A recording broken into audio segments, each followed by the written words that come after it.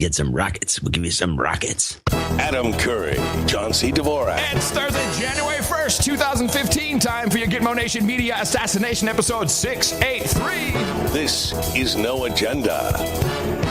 No reruns or parades here. Just 100% live from FEMA Region 6 in the capital of the Drone Star State, Austin, Tejas. In the morning, everybody. I'm Adam Curry. And from Northern Silicon Valley, where it's 1:15, I'm John C. Dvorak. It's Crackpot and Buzzkill in the morning. Yay. Happy New Year. Happy New Year to you. Happy New Year to all the listeners out there. Happy New Year to the subs in the water, the feet in the air, the games nights out there. Happy New Year. What did you do for your New Year celebration, John? I worked on the show. Me too.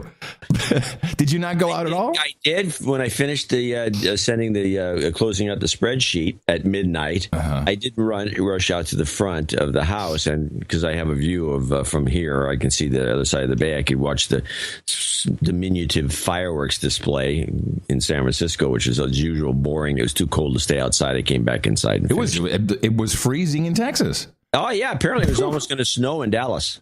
And they canceled most of the New Year's Eve celebrations here. Oh, because it's too cold. Well, we had freezing rain, which I think is exactly what you want with fireworks, personally.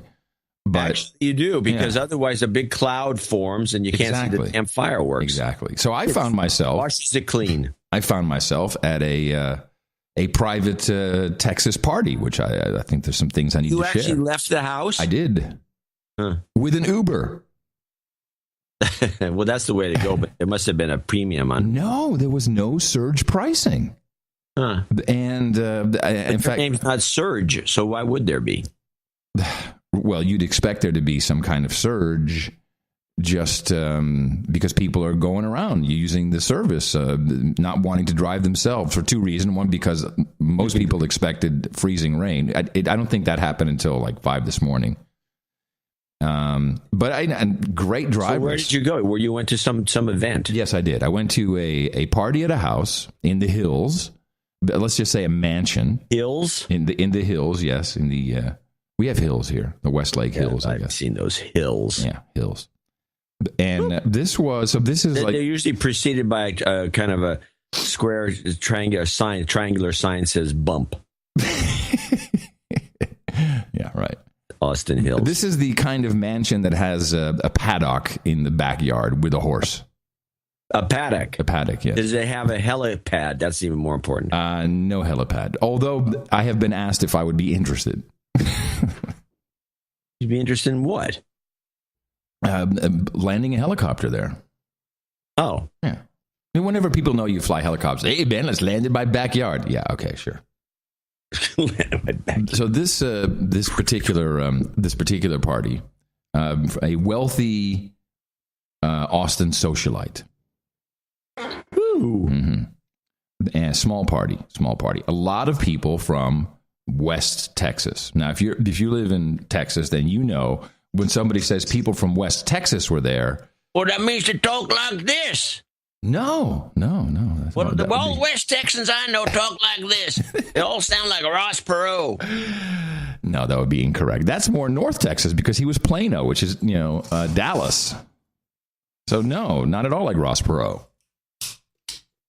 Okay. If you say West Texas, I'm sorry, I'm thinking East Texas. Yeah, Duck Dynasty is what you're thinking. No. Yeah, West Texas is different. West Texas is where actually all the money is. One area where all the money is, John. It's wine growing too. It's where all the money is.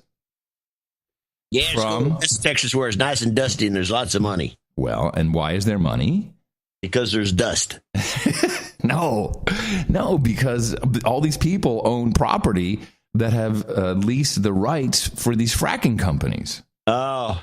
So there are people just who making $1 million a month. $1 million a month just in just for letting some derricks on their land. However, not so happy New Year for these people. Right. Land rights have not been executed. There's one guy, he has a drilling pipe company, he collects Teflon, and the Teflon he then sells to a fracking pipe company. He collects Teflon? Yeah, he has 30,000 pounds a month or something. I was trying to understand. Bring out your Teflon. Bring out your Teflon. Buying Teflon. I wonder, where does one get excess Teflon?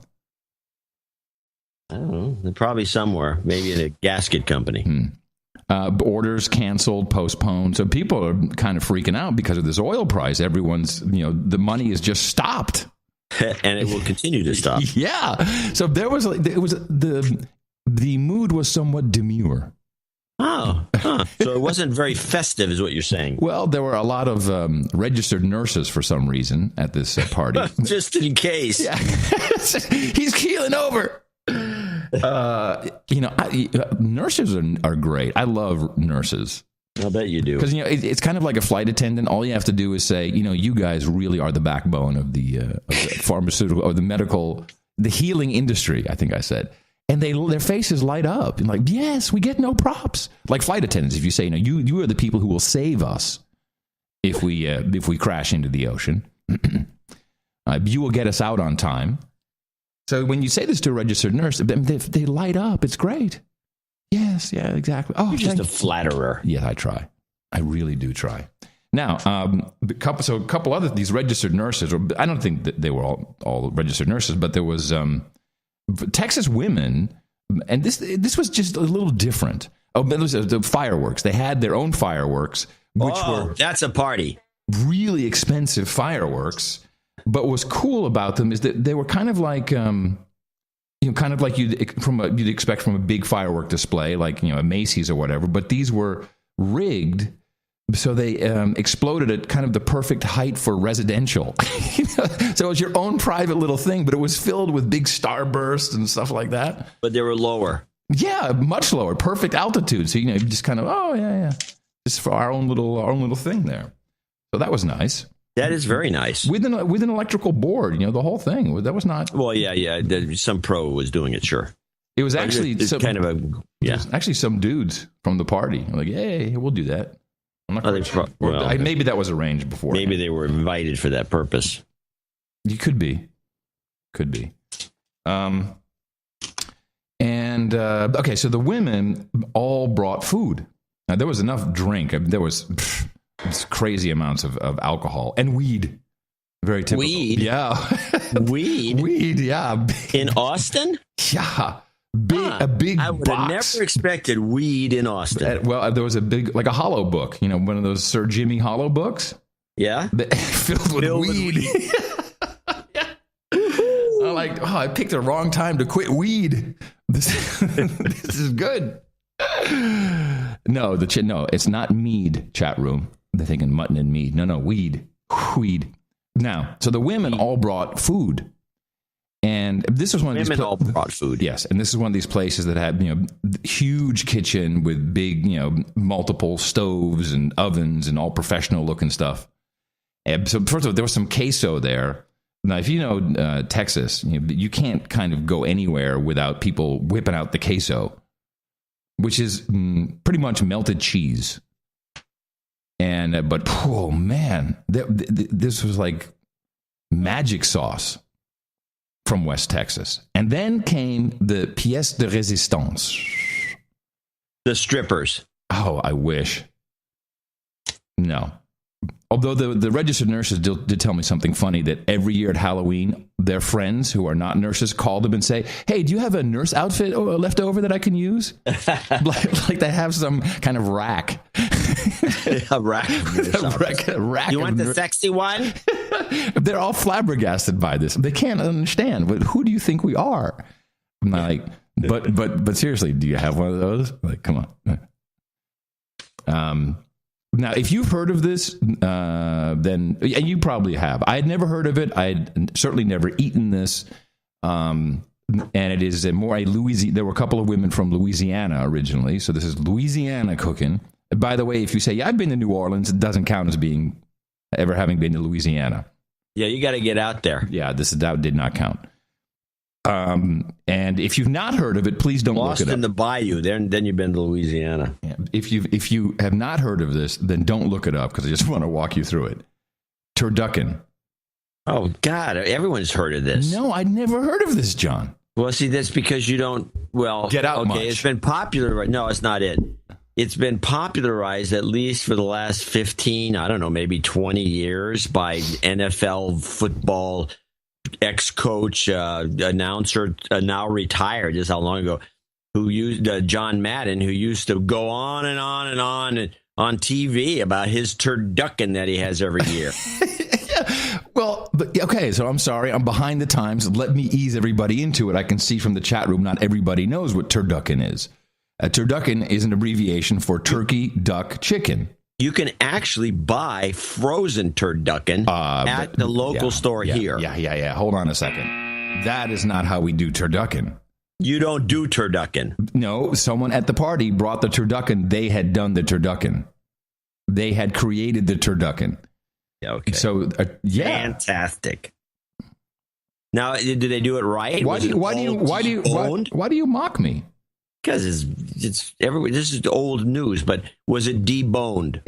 So you're saying that I'm just a stupid idiot for even bringing it up? No, I'm not saying anything. I'm saying you're annoyed. You're annoyed. Just to watch football. This is where you lose out. This is where you're annoyed because I bring something up that I didn't know about, and you're going to scoff and mock me. Okay, good. Well, you do that. Well, okay. The question. Now I have questions. Yes. Was the turducken completely deboned? Completely deboned, yes. So you could literally slice it. In fact, I stood while the one of the women carved the whole thing down in chunks. Yeah. So let me just explain. Turducken is a chicken stuffed inside a duck, stuffed inside a turkey. What happens if the chicken's bigger than the duck? And then you stuff a beer can into the rectum of that whole contraption. And then you cook it. Yeah, well, you left out the main part. It's a boned chicken. Boned chicken, yeah. Stuffed into a boned duck, stuffed into a boned turkey. Yeah. And then there's no bones. And it congeals, and then when you slice it, it's kind of like a layer cake. But it sticks together like you got a slice, and there's a slice of turkey, duck, and chicken. Yeah. And here's the only thing I want to know. So you and I are in Texas, and we're sitting around one day. Hey, Jebediah, I got an idea. Why don't we take this chicken?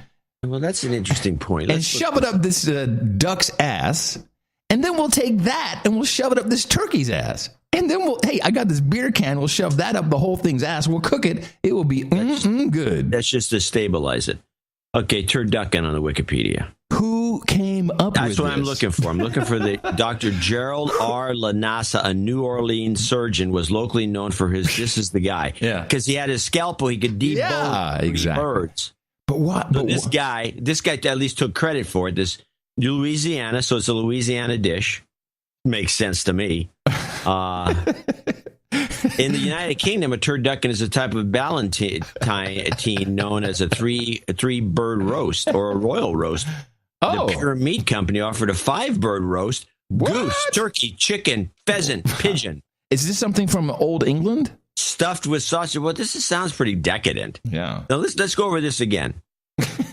Goose, turkey, chicken, pheasant, pigeon. Wow. Stuffed with sausage instead of a beer can. Oh, man. So no beer can, sausage. Explain the stabilization part. I didn't quite understand what you meant. Well, the thing is going to fall into a flat glue. It's got to be propped up somehow. So you need something in the middle, the empty middle, right, to keep the thing so it looks like a bird. Right. In his 1807 Almanac of Gourmets, Gastronomist Grimaud de la Reynière, that guy, presents his rôti sans pareil, the roast without equal, a bustard, which is like a turkey, a bustard stuffed with a turkey, which is a big giant bird, I guess, a goose, a pheasant, a chicken, a duck, a guinea fowl, a teal, a woodcock, a partridge, a plover, a lapwing, a quail, a thrush, and a lark, and an orderland, bunting, and a garden warbler. Wow. But although he states that similar roasts were produced by ancient Romans, the rôti sans pareil was not entirely novel. The final bird is very small, but large enough to just hold an olive. Now, so screw you and your turducken. This is lame. Turducken is no good. It's totally lame. Nothing. Wow. But I just find the whole concept of stuffing a dead animal into another dead animal and then into more dead animals it's like the first guy who said, that snail, that looks tasty. Let me try that. So what about oysters? Exactly, same thing. And by the way, today is the beginning of the real oyster lovers 1 month. You know, that's funny because now I understand. They were eating oysters last night. And I'm like, that's strange. I thought it was strange, but is that a thing? You eat oysters on New Year's Eve? The French believe that January is the optimal month for eating oysters. Huh. And I've had oysters. I have oysters. I like oysters, but I don't. Yeah, I like oysters too. I usually eat them up in the Pacific Northwest. But John C. Dvorak's rule of travel. Oh, never eat oysters when you're traveling. Just don't take it. Any seafood, really. Just no any seafood. Shrimp in particular, oysters, anything, any fish or seafood. Yes. It's just not a good idea. It's a bad policy. Seamen, also not good. Eat, overcooked beef. So really, if you look at it, although we dress it up in, chaps and cowboy boots, we're pretty culinary here in Texas. Oh, yeah. It's like the South. The South, all of the southern United States is very culinary. Yeah. Even though much of the food is kind of lost its history and much of it's too fat. Right. And, where you have, donuts filled with, sausage and things like that. No, there's a lot of crazy crap. I agree. But, yeah. Well, it sounds like you had a good time. Yeah, it was okay. And then, and I was out in the hills and I flipped the app for Uber. And this was 2:15. I mean, I was up late. And 6 minutes, there's the Uber guy. A great guy, by the way, who, I start chatting with him and he's like, I'm doing this part-time. And, and then he's just a black guy. And he just starts laying into how pissed off he is about he's being half black. I'm like, okay, you got me now. Now you got my attention with your half black. And he's like, I'm so mad at, people, my own community. They're all screwing around. They're not out there working. They just have their hand out. This is, and then, the president and Holder. And I was like, wow, you watch Fox News? Or he said, no, man, this is real. This is real. And I guess that leads me to another, I just have to call it the uncomfortable black man segment, which I really like because I feel it confuses people when you have it's black men in this case. I don't think we have many black women who get on TV as Republicans, which is, there's that really pretty black girl who's on that used to be on Fox, and then she was a little bit on MSNBC, and can't remember her name, but now she's a correspondent on The Blaze. Oh, okay. Well, I don't watch that. And she's very, very attractive. So we have, and she's black. So the one we haven't played is Jason Riley. He is on the Wall Street Journal's editorial board. You know this guy? Yeah, I do. I've seen him a number of times. He gets a lot of play. Yeah. I don't know if he's a Republican or not. He's a Republican. I would say he's a Republican. And I just wanted to play a little bit of him because I love when this is played. And I think was this on CNN? Oh, I can hardly imagine it was on CNN. But it just must be so uncomfortable for people who, really truly believe that certainly in Texas, a bunch of white privileged honky Ku Klux Klan motherfuckers out killing black people and gays. Because that's what a lot of people think of Texas. Yeah, of course. Yeah, here we go. Well, part of it is that the left has no interest in being post-racial. I think they pretend to want to be post-racial, but they practice identity politics, which is divvying us up by race and gender and sexual orientation and then making specific appeals based on those characteristics. So I think this whole notion that the left wants to be post-racial is false. And this is, I think, demonstrates that. What we see with this false narrative being pushed in the wake of the Garner and the Ferguson incidents. The problem is not police shooting black men. That is not what is driving the homicide rate in this country. It is non-police shootings of black men that is driving the homicide rate. Yet we have protesters all over this country pushing a false narrative, and everyone from the president on down refusing to simply correct the record here. Tension between the black community and the police department stems from black criminality in this country. High black crime rates. Blacks are about 13% of the population, but commit more than half of all murders in this country. Blacks are arrested at 2 to 3 times their number in the population for all manner of violent crime, all manner of property crime. If we want to address perceptions, negative perceptions of young black men, we have to address the behavior that is driving those perceptions. And that is not a conversation President Obama or Eric Holder or Al Sharpton or all the rest want to have, because they have a vested interest in pushing a false narrative, which is that racism is an all-purpose explanation of what drives what's wrong in black America. Yay. By the way, he sounded a little gay there. Do you think he's also gay? No, he's got that California black accent. That's the only way I can describe it. That has a kind of a gay twang, a gayish quality to it. This is all fine and dandy, and you can find these guys, and this is great. Now I feel better because I put a black guy on who of course, telling it like it is. But it's not for me. It doesn't address any, and he doesn't address any of the real issues, which is the education system that's delivered to the black community. It's just crap. Yes, but not just the black community. I'm sorry. The whites, too. The white community is pretty messed up. Take it up the butt. Whoa. Essentially, school for the black community in most of the country is essentially it's like you have was college prep. This is prison prep. And public schools, of course. Yeah. Prison prep. So I hope you weren't saying that I feel better by putting a black guy on. No. I'm not talking about the Fox or whoever it was that puts that on. Well, then I have Ben Carson, who I know you like. Ben Carson's the best. Right. So Ben Carson has been called, I think Toure called him Uncle Tom. Yeah. Which is exactly what you and I said. This is when a black guy goes on and speaks against, certainly the mainstream media, the narrative, I guess, is what people call it. He's Uncle Tom. So Ben Carson, and by the way, I think he's a retired surgeon, isn't he? I think he's still active. Okay, because he's on now wearing a doctor's coat, which I find a little like. Well, somebody, I'm sure that wasn't his idea. Well, then he should reject that. Well, a lot of people aren't used to.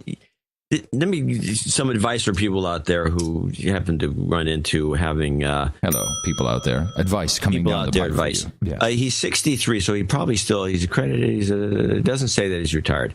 A lot of people that aren't used to dealing with the media, whether it's the television or even the radio to a lesser extent, but the magazines, newspapers, they get pushed around. Yeah. And you end up with you'll find yourself, you just say no because they want to do an interview with you for whatever reason. And they're going to try to do things like make you pose for a stupid photo where you look like a moron. Yeah. And can you stand? Oh, I got an idea. Why don't you put this on your head? Hey, a fez, good idea. And stand next to this guy over here, or stand over here, or stand over here. No, okay, sideways. Okay, now move the hat a little bit. Okay, I got it. And so you end up with an idiotic, because the photographer's got nothing better to do than look for. So he gets kudos from his buddies. Look at this stupid asshole, what he did, dude. Excellent. Just say no. Eminem said he's gay, man. Perfect. Just say no. They're not going to kick you off the show, and if they do, too bad. So this is John C. Dvorak, media training advice. Quote, just say no. Just say no. Perfect. So here's Ben Carson. Oh, well, there's no question. They feel that if you look a certain way, then you have to stay on the plantation. I've heard some people refer to me as an Uncle Tom. Well, obviously, they don't know what an Uncle Tom is, because they need to read Harriet Beecher Stowe's novel, Uncle Tom's Cabin. You'll see that he was very, very subservient, kind of go-along to get along type person. Obviously, that's not what I'm doing. And what the left frequently does, and some aspects of the right, too, is they try to make life so unpleasant for anybody who disagrees with them that people will keep silent. And I know that it's working because so many people come up to me and say, thank you for having the courage to express this. This is the same way I feel. Yes. But most people won't speak up. I'm trying to get people to speak up because, this country is changing into something else. And we need to make sure that we really want it to change into something else and not just end up there and ask ourselves, how do we get there? Mm-hmm. There you go. Ben Carson, everybody. Do you think he will be run as a president? I don't think they can deal with him. No. I want to make a correct perception. The Uncle Tom moniker is not. Well, yeah, it stems. Mainly because I was at the University of California, and I know about the way these things are used by the liberals, the progressives, whatever you want to call them. Uncle Tom was taken from the book, but is not the character in the book we're talking about. And Uncle Tom is perceived as a person who plays for the other team, and not in a gay way, but I mean in terms of a Republican. Right. He's all for the establishment. He's for the exploitation of the workers and all the other every stereotype. And he's black, and so this is bull crap what he said in some ways, I believe. Because an Uncle Tom is I think what he's trying to say is, I'm not a pacifist, go along with the message. I'm the opposite. Right, I'm but fighting that's because he's defining Uncle Tom differently. Right. He's defining it based on the book, the Harriet Beecher Stowe's Uncle Tom's Cabin, which is I would guarantee that Touré has never read that book or cares. His definition of an Uncle Tom. You're calling out the black man, dude. Touré is calling him an Uncle Tom because he's not agreeing with Touré. Right. But that would be the new definition, I guess. Yeah, don't agree with me. Don't agree with Touré, you're an Uncle Tom. That's good. I like that. Uncle Tom, don't agree with Touré. Touré, no, he's from the spin cycle or whatever it's called. The circle jerk. Yeah. Isn't that the name of the show? No. The Crystal Ball? Should be. I don't know what she's doing there. Well, we got a new year, Adam. We do, John. It's 2015.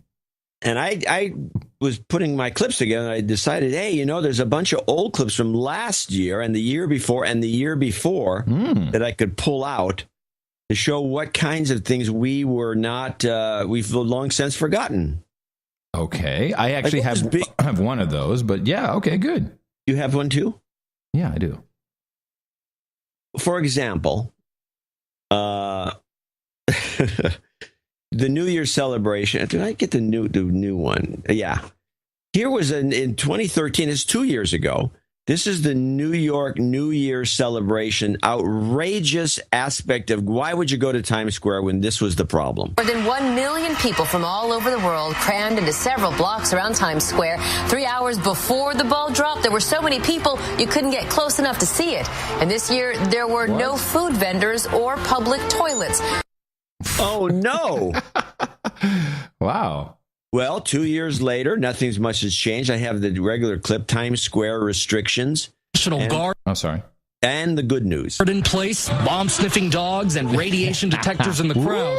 Police will also be monitoring hundreds of cameras in Times Square from inside this command center. This as protests against police are expected across the country from New York to L.A. over what protesters are calling oppressive police tactics. Already in St. Louis, a group arrested after storming police headquarters. And back here in Times Square, the people here can't leave and come back, and no backpacks will be allowed anywhere near here. Again, the concern is that more than 1 million people will be here tonight, Elizabeth. All right, Gio, thank you so much. We're going to turn now to news. Do I get to tell my Times Square story from 1987? Yes, I would like you to go, and then I'm going to bring out the good news about all this. All right. And of course, why would anybody go to Times Square? Well, this is my story, 1987. I had arrived at MTV in October. And a month to kind of get set up. Then my first big gig was live from Times Square. I was on Times Square by One Times Square. So they had the camera up in the One Times Square building, and I was down there by the the recruiting station. Did you no, I was in the crowd, on the ground, in the crowd. And they had assigned. Were there squealing girls? Yes, and they assigned, but there were none of this Nivea crap. This blue Nivea bull crap. I don't know what you're talking about, blue Nivea bullcrap. They didn't have that this year? You know, the big Nivea sponsors that. And you know, the I didn't watch that. Well, neither did I, but I assume that Nivea sponsored it again. They always do that. I didn't hear anything about Nivea. And they'd assigned to me an off-duty cop with the big-ass gun. Okay. And Paul Reiser was tossing to Adam. Let's toss it to Adam down on time. Paul Reiser, the comic? Yeah. Oh, it's typical. Whenever they're going to do a live show, they bring in celebrities who are anything but television hosts. And they suck. They always suck. So Paul Reiser, I think, maybe Sandra Bernhard as well, who's definitely not good at just off-the-cuff, unrehearsed stuff when MTV wants to, trying to be family-friendly. Yeah. Yes. But so anyway, I thought it was quite an experience because those were the days when, there were hookers on Times Square and sex shops and the place was really and it was grimy and grungy and people were just great puking all over the place and there were as many or even more cops back in that era in Times Square, but they didn't do anything about anything. It was a corrupt little enclave. It worked fine. Peep shows. Yes, it was good. Crappy theater. Good times. Porn shops. Good times. It was like Grand Theft Auto. It was realistic. Totally. Yeah. I think it was. And now it's like you think you're in Disneyland. Yeah, with the rubberized tiles on Times Square. If you fall down in Times Square drunk, your head will hit rubber. You're not going to die. You won't even have a scrape.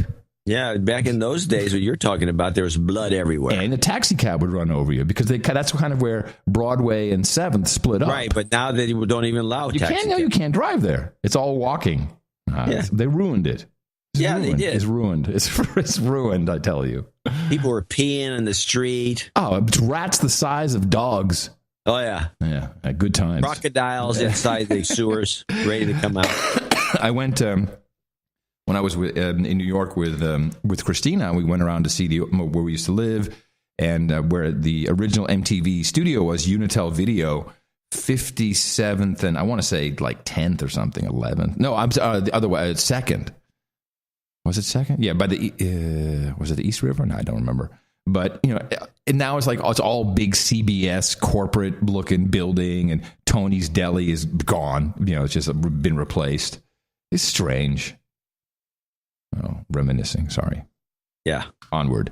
Well, back to the point that was made in the second report, the one from just recently. Backpacks are banned. And I just think this is the step in the right direction. And I've been wanting to talk about this for a while. It just really, I don't want to get to talk about it for too long. Don't worry, I'll stop you. You go on an airplane. Oh, yeah, I agree with this. Should be banned right there. Especially if you want a nice aisle seat. Here it comes. Someone a-holes. Yeah, they turn around and the backpack hits your face. Yeah. They're carrying some bag, or worse, they're rolling the bag that doesn't have the right width. There's two kinds of roller bags. One's a regular one that you can't really roll down the aisle. You should lift it up, carry it sideways, and take it down to where your seat is. Yeah. But these idiots. No, you should check the bag. You should just check the bag. These idiots keep trying to roll the bag, and keeps getting stuck into the seats, and they're pulling and pulling. It's a joke, and then they've got the backpack on, and so they're swinging around back and forth, bashing into you. And I'm always on the lookout for one of them. And when one of them comes near me and it's just even approach me, I push it. I do. Really? Oh yeah. And then do they look at you like asshole? No, they say sorry. Oh, cool. Oh, cool. I got to try this. This is a good idea. I like it. No, when they're coming, I'm ready. And when the thing even gets close to touching me, I push it. And I push it really hard. And they say, I'm sorry. Someone in the chat room just said they're like drunk hunchbacks. Yeah. Like donkeys or Sherpas carrying these stupid backpacks, and they're wandering down, walking down the aisle, swinging back and forth. And then the worst ones are the ones who keep the backpack on, and then they lift up this is where the ones that all right, and then they lift up their roller bag, and then the backpack is in your face. And and that's when I really push it. I say, get the backpack out of here. Sorry. Wait a minute. Do you actually sit there and yell at them? Yeah. Say that again. What that doesn't happen that often, but the pushing always. You say, always you pushing. say, get that back. How do you say that? Get that backpack out of my face. Anyway, but I'll push it, and I'll do the same thing with these women who have these huge purses, and they're swinging them around because they're on their shoulder. And I'll push them too. The women never apologize, by the way. It's only the men. Oh, man. That's extremely annoying. These backpacks have become a plague. They're stupid looking. Sorry if I jumped the gun. I didn't know you were going to keep going. These backpacks have got to go. They're stupid looking. You cry. What are you going to hike? When they first came into vogue, which is about 20 years ago, I was thinking, what? You saw them all over Berkeley. People wander. They're in grocery stores with this huge backpack. What are you hiking into Mount Tamalpais? My favorite later today. My favorite. What is in there that you've got to carry it around all the time? Well, my favorite is when you have the big backpack, and then on the front you got your kid in a sling. That's my favorite. Yeah, you got to double. Well, that way you're balanced. Yeah, and it's always like a kind of like an effeminate looking dude. Yeah, my wife made me do this. Yeah, there's a lot of people out there. I remember one time I was going back to New York. I remember there was this trend. This was about 10 years ago, maybe, or maybe longer. There was this idiotic trend. I don't know if you remember it, of carrying a very small, dinky, diminutive backpack. The thing was the size of a purse, but it was a backpack. And it was more like a drawstring type thing. Is that what you're talking about? I don't remember it being a drawstring, but it wasn't like a backpack. Maybe it was like a drawstring, but it was over your back, and it was in the middle of your back. And it was I think this was something that came over from Japan or something. Or Europe, these things. Yeah. Whatever the case Europeans. I remember some woman wearing one, with a Greenpeace patch. Wearing this thing, and it was a subway. We're taking the subway, and the subway was packed. And so she gets in on this. I'm still waiting for the next subway, and she gets in and can barely get in the subway, and then the door closes and squeezes the little backpack she's wearing and starts banging it. Bang, bang, bang into the backpack, and then a bunch of tomato juice starts dripping down off the backpack onto her butt. I'm thinking, well, there's justice. Oh, man. That's almost as good as the turducken. Sorry. Turducken. Yeah. Oh. Anyway, well, that's the story. Right. So the trifecta really is the huge backpack, the kid in the sling, and a fanny pack. Yeah. You might as well just shoot yourself. Shoot the kid first, so there's no spawn of you.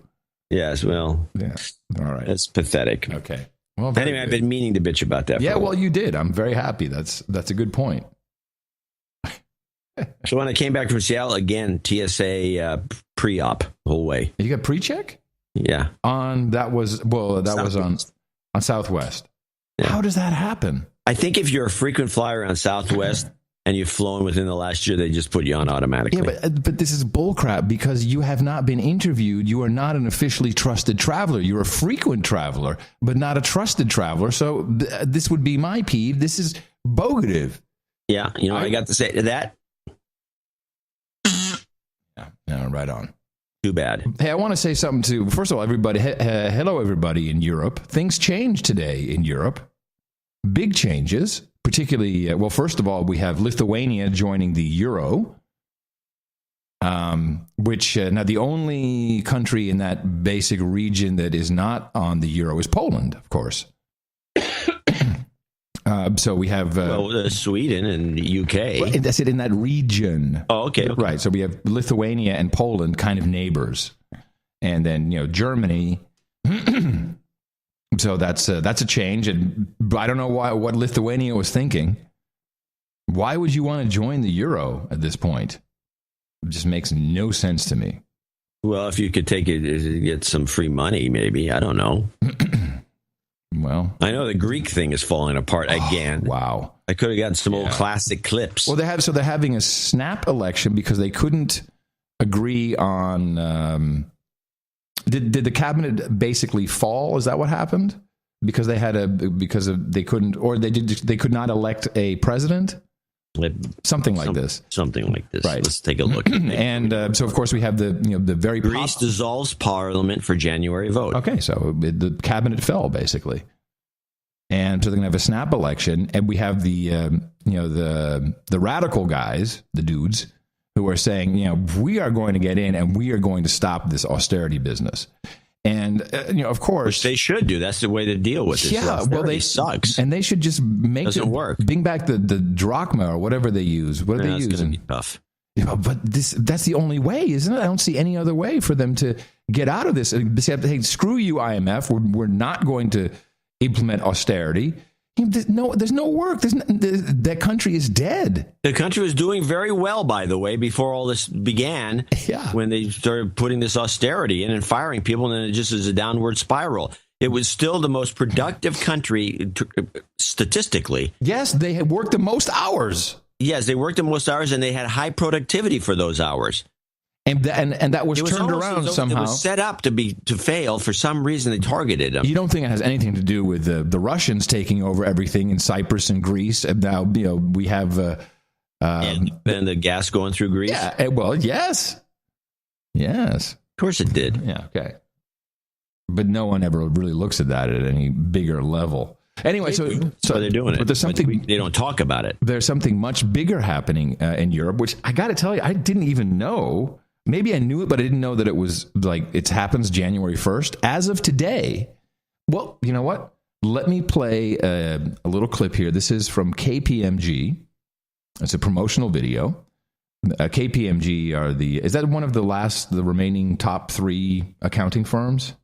Well, it's one of them. But I know Anderson's out. Yeah. Yeah, they're out.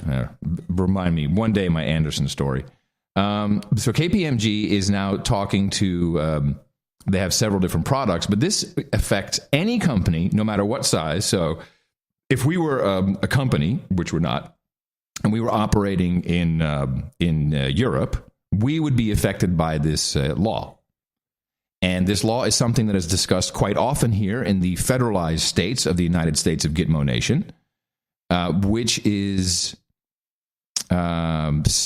here it's sales tax. Then that pops up, and you have to do you want to be paying sales tax for something you bought in a different state? Well, the VAT now must be collected, reported, and of course paid after the merchant collects it, paid to the appropriate authorities in the appropriate country, based on internet sales. The main compliance question a business will have to ask is whether or not they are going to VAT register separately in each member state where they have a consumer or non-VAT registered customer that's resident, or whether they actually apply for what's called the mini one-stop shop simplification scheme. Under either method, the business will still have to understand the VAT rates and particular rules of every member state that they're trading in and be subject to the audit of that member state. There's going to be quite an effect on systems and processes, and this is fundamentally because businesses will now need to be able to identify where their customers are actually located. So you really need to start planning how your system is going to cope with the changes. And that could mean changes like introducing new VAT invoicing procedures or requirements. It could mean capturing and holding particular data, which helps you determine where your customer is located. Can you imagine this nightmare? This is designed to ruin the small companies. Thank you. And if you look, giant operations, they have all these systems engineered. They can do this because they can just cover it. Right. So, but they've come up with something called the one-stop small shop scheme or something. And why do they call it a scheme? I mean, come on, that's like it is a scheme. Yes, it's being honest. A scheme scam. What is it called here? It's the one-stop something or other, which I guess is going to be some clearinghouse that you have to pay. Yeah, and you'll be fined if you don't do it right. They're just and you have to submit. They're going to run you out of business. You're going to have to just be a local little shop selling to the walk-by customers if you want to stay in business. And this is part of, I presume, the one digital Europe that they keep talking about. How does that even make sense? Because all these countries have different VAT rates. Some as high as 21, maybe even 23%. I think Belgium has 21. The Netherlands, I think, went back to 19. And then there's this crazy system. If you're an American and you're shopping over there, you can get these little chits. They show your passport. The various I've never really completed this process. Have you? I have. Numerous times because I used to buy a lot of stuff. And so you get this. You mean back when the money was flowing, John? Back in the Comdex days? I was buying this stuff. Well, as far as I'm concerned, the way these rates are, if you buy $100 worth of like some clothes or a jacket, it's $21 of tax. It's $21. I want that money back. Yeah. So you fill out the forms. Just different countries have different ways of doing it. In one country, you show the passport, and they somehow deduct it out right there. But then they put some coupon, or you have to. I don't know. You have to. What exactly is it? Is a chit? What is a chit? A chit's a little sheet of paper that's got something written on it. Because I remember the camera shops in New York, on like the 7th Avenue camera shops. If you came in and paid some overblown price for something that you just couldn't get anywhere else, but their market, you could haggle down 50% easily if you knew what you're doing. Then they had this additional thing was, well, okay, so if you don't pay with a credit card, of course that's because they didn't want to pay any 3%, we'll give you this chit, and then you can recollect the sales tax when you leave the country, which I don't think that ever worked. Well, I do know that I can't remember which country I was in, but I was I think maybe it was in England, but whatever the case was, you could do this. Great, you get these chits, and and at the airport. You went to the airport to get your money back. Right. The line was like 2 hours long. That's what it was. Yeah, it was not encouraging. Yeah, wait a minute. And so you couldn't just hang around that long. You had to go to your gate. So that was a scam. Right. But anyway, so just back to the reality of this. This is a travesty. People should be rioting in the streets. How can you really maintain how can you grow a digital economy when you have this crazy, you can be audited by a whole different country for your VAT if you pay that other country? Come on. It's a little schmuck selling beads, that's what comes after podcasting. Yeah, that's what we'll be doing next. Beads. Hey, everybody, it's No Agenda Beads here. So I was blown away. I said, I hadn't really even heard about it. By the way, Lithuania joining the euro from our resident expert. Here it is. And this resident expert, of course, would be comic strip blogger. He says, Lithuania, you should have asked me why Lithuania joined Eurozone. I'm doing the comic strip blogger voice. Not quite. Because they are ready to pay any price to protect themselves against Russia. First they joined NATO, then the EU, now the Eurozone. So now full integration with West and thus maximum protection against Russia. Okay, I would buy it. I actually could buy that because we're pretty good at scaring the crap out of everybody. Yeah. Hey, Russia's going to get you. And maybe they'll get some, cool stuff. Hey, Russia's going to get you. Yeah. Maybe they'll get some cool stuff, like some rockets or something. Get some rockets. We'll give you some rockets. Exactly. Hey, why don't we take a short break here, John? Since we are moving up towards like 45 minutes into the first show of the brand new year. Topics. No, we haven't. But I would like to thank you for your courage and say, in the morning, let me get to it. In the morning to you, John. See you later with your backpacks, Dvorak. And in the morning to you, Adam Curry. In the morning, all the ships at sea, boots on the ground, feet in the air, subs in the water, and all the dames and knights out there. We have a lot of new dames and knights coming up for today's show. We do indeed. In the morning to the chat room, of course, taking no chit from nobody today. NoAgendaStream.com. And in the morning to our artists, Martin JJ. We used his work for the previous show. We had a lot of good art, actually, I think. Yeah, but the JJ's one was just. Let me see. What was it again? It made it all come together. What was JJ's? You don't remember? I do. No, it was the Kim Jong-un star on the Walk of Fame. Right, the Walk of Fame. Which, of course, yeah. Very good. Excellent. That's what happens. After a while, you get this knack. Yeah. Oh, yeah.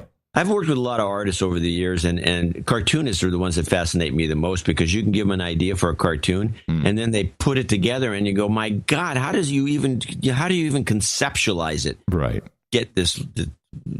It's just great. People don't appreciate it.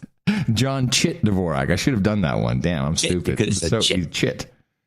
Yeah. Anyway, the noagendaartgenerator.com. Thank you very much, Martin JJ, and all artists who participate. Looking forward to the first new art for the new year. And, of course, we also use these in other venues, such as the No Agenda newsletter.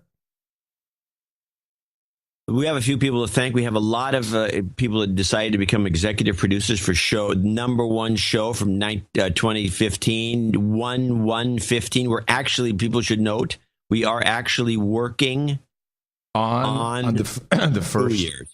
Yeah. The stores are all closed. Nobody's doing anything, but we're here working on New Year. Okay. And I think that's kind of that's a testament. That's what we do. That's who we are. Right? Okay. Yes. Bully! So you might as well play that. Citizens and slaves of Gitmo Nation, please rise in recognition of Sir David Foley, Grand Duke of the United States of America. Fuck yeah. Okay. Sir David Foley came in with the most interesting of all the donations for today. 2015 is the year. No beads for you. 2015. Yeah, that's cool. ITM, Happy New Year. Hopefully this donation will start off a new year in a great way. The Christmas show was excellent. Oh, thank you. That's cool. Looking forward to another year of deconstruction and insight and analysis from the best podcast in the universe. You might as well just throw some karma his way. Heck yeah. You've got karma. I got the one thing I got from the Christmas show, a lot of people were interested in. Yeah. We talked about the silence of the noise gate. Not that bothers people, but it bothers some people who are using Bluetooth. What does it do? Well, because our signal is all digital, and when the noise gates kick in, then it's not like it's just quiet, it's zero. So the zero signal is just zero. So it's going to be either 1 to some degree or 0. And when it's 0, many Bluetooth devices go, oh, time to go to sleep. They turn off? Yes. That's a bug. Well, I think it is too. I think that, yes, you can have a battery saver, but it should be adjustable. It shouldn't be. So then what's happening is when we kick in again, then they're missing the first piece of the word because the Bluetooth is going, oh, it's time to open up.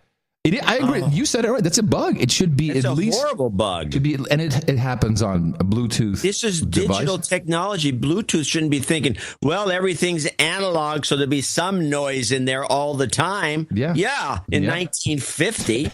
Well, so here's what we can do. This is typical of this sort of thing. So the things we can do are just bitch and moan about it until at least this is. That's my favorite. I think you're right. It's a bug. I agree. It should be user configurable after a minute or something. And what is a minute difference going to make in your Bluetooth battery supply? Nothing. Well, we don't go a minute of dead air. That's my point. That's seconds. That's my point. So you should be able to set it to a minute. You shouldn't have to set it to anything. The users in today's world should not be setting these things. And the other thing we can do is I can mix into our signal a +1. Like a +0001 something. Yeah, that would probably solve the problem. But I would hear really it. Solving the problem. It's solving our immediate problem. Yeah, it's not solving the users' problem. It's not solving. We don't have users. Anyone who's using Bluetooth to me. Yeah, it's not solving a problem for humanity, is what you're saying. Well, I just wanted to point that out. It's not solving the problem. Right. I just wanted to point it out. It's a workaround. It's not even a solution. Yeah. It's a workaround. But it's crap. See right there. Crap. I agree. We were quiet and a whole bunch of people's Bluetooth just turned off. Coming in second in today's sweepstakes is Ass Crack in Lake Geneva, Wisconsin with $1,000. Thanks for getting people to think outside of the box that they want us in. So this guy actually came in on PayPal as Ass Crack. Ass Crack. Nice. And he's going to be now going to be knighted today, so he'll be Sir Ass Crack. To you. Cool. All right. Okay. Stephen Fettig and Ramsey Kane from another Wisconsin, a couple more Wisconsiners. Well, Ramsey Kane, of course, is from the noagendacd.com. Yeah, he is the noagendacd.com guy. Mm-hmm. And I handed out these things all over the place. I gave them to people I was sitting next to in the airplane. I gave it to the person that checked my rental car in. Hey, there's that old kooky guy with the CDs. He must think he still works at AOL. The funny thing is, when you give somebody a CD nowadays, they light up. Really? Yeah. Oh, it's like thanks. a like a gift. Look at it. Oh, it's a gift. Like, wow, what is this strange object? Huh. Yeah, no, I tell you, go give some CDs away, and people will go, oh, thanks. They just light up. Yeah, no. You said no. Did I say no? Yeah, you said no. You also did 2 essentiallys earlier, right after each other. And by the way, I caught. Yeah, okay. But by the way, I think somebody came with a deconstruction of no is I know. Yeah, but this is incorrect. It's weak. Let's not do it. I'm trying to switch, though. If I can say, I know, I can catch that easier. Well, by deteriorating, by going backwards. It's weak. I just don't like it. I think we can be above this. We can do this. Well, yeah. Well, that's what. Yeah, we can rise above this. Stephen Fedek and Ramsey Kane in Delavan, Wisconsin. Ramsey introduces you. Okay, this is they're brothers. They're brothers. To be read, I can assure you. Are you sure? Okay. Apparently, Fedek is annoyed that his brother is. There's a blood feud going on. It's Abel and Cain. So here's my donation to attain knighthood. An extra month I would give Ramsey Kane. This came from Stephen Fedek. The same status. In all seriousness, keep up the awesome work. Love the show. So there he is. What he did is he donated enough to make both him and Ramsey a knight. Right. So there's a double knight. That's cool. They were up to the point where the blows were coming. Yeah. Well, and then there's the brother. Yeah. Let me just see. Hold on. Let me just see do they have names? Let me just check. Yeah, it's in the thing. Yeah, they do have. Yes. So Fedek wants to be known as Sir Pants. Okay. Yeah. All right. Okie dokie. Yeah, but this is just gets. We don't get into that. No. James Pyre, Sir Wire of the Hidden Jewel in Escondido, California, 33333. Beautiful. ITM John and Adam, heartfelt wishes for the holidays and Happy New Year's to you and your families. Face it, you two are working over the holidays because you would miss each other if you didn't. Well, that's not entirely true. I don't think so. There are entire days that go by that I don't think Wrong. Yeah. But I did miss the Christmas show. I missed doing a show, but not the... Well, yeah, I talked to you. You said that in the last show. You lamented. I did not feel that way. No, well, as far as I'm... You're jaded. You're jaded.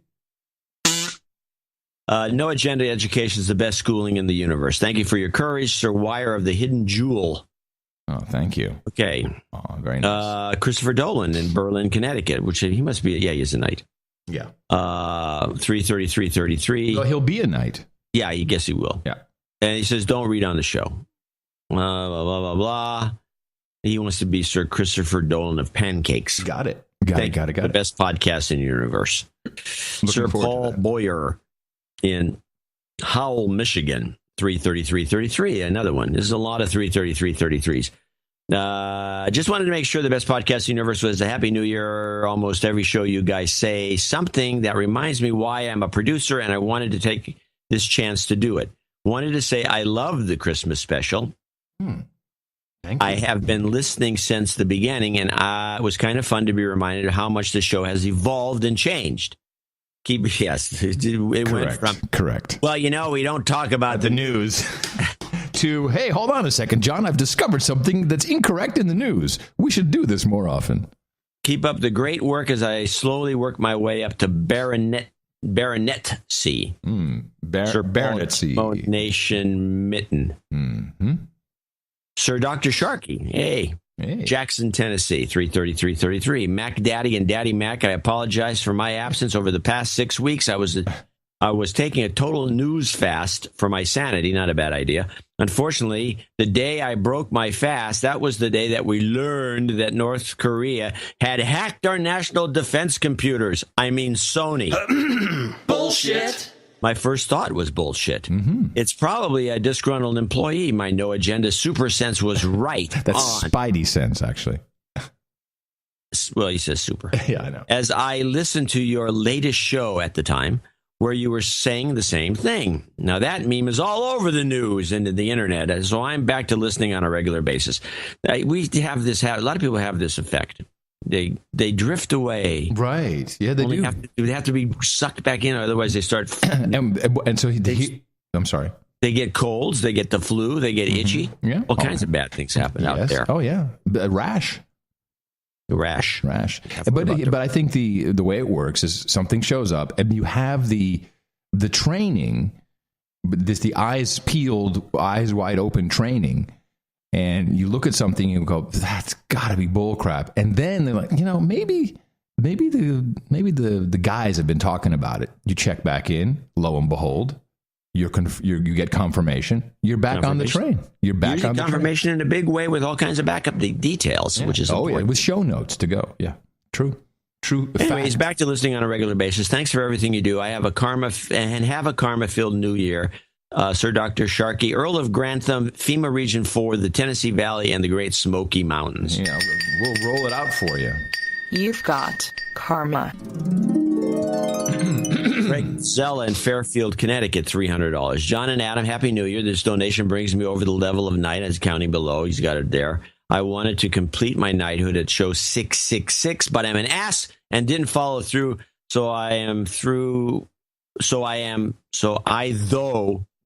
Whatever. He thought that January 1st would be better. The show continues to be a great filter for the mainstream media crap out there. I've directed a number of folks to it in hopes of hitting them in the mouth, but alas, few have converted. Seems they may need a swift kick in the ass. It just if it doesn't work, just let it be. Now you'll find it converted. People that are already kind of thinking along the right lines. We just help them. These people have to be voted off the island. Someone's got to go. Please knight me a Sir Mad Hatter Knight of the Fifth Column. Please serve sake and sushi at the table for me if you want to write that down. I'm going to do that. I'd like to hear Orioles are more addicted than cocaine. Mm-hmm. Team Obama and I know what that is. Could use a whole lot of karma for 2015. So job karma. We still have no house, and I'm seeking a new job. So he needs job karma. Right. And then the cocaine thing. Yeah, your wish is my command. Oreos are just as addictive as cocaine. There's a need for a rescue mission. When the world is threatened, when the world needs help, it calls on America.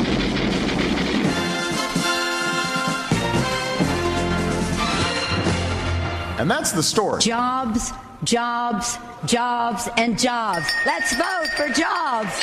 You've got karma. Yeah. All righty. So Rishi Nakra down in Los Altos, California, right down the street from me, $286.86. John and Adam, I'm sick, so I better make this quick before the cough medicine knocks me out. I'm really grateful for being a No Agenda listener. Before I heard your show, I was listening to the other radio host from Austin, Texas. Even though he had on cool guests, I couldn't stand the crazy rants and hyperbole that was part of his show. What you do is what I want when it comes to the news. Straight up, no BS information. I was wondering if I can get a hot chick karma.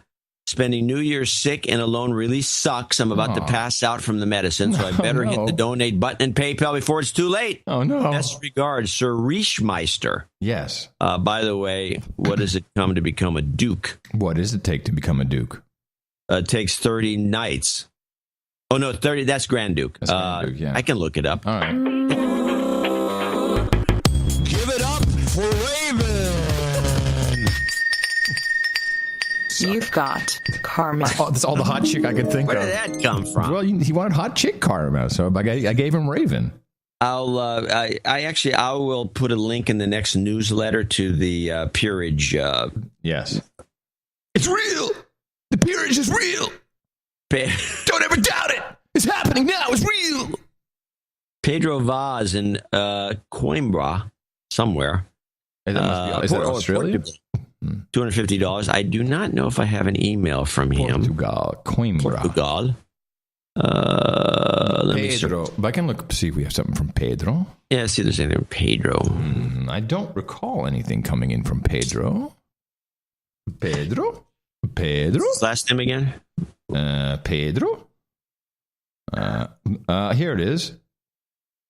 Good. Here it is. This is, when did this come in? December 28th. Yeah. Just placed a $250 donation. I don't think PayPal attached my note to it. Correct.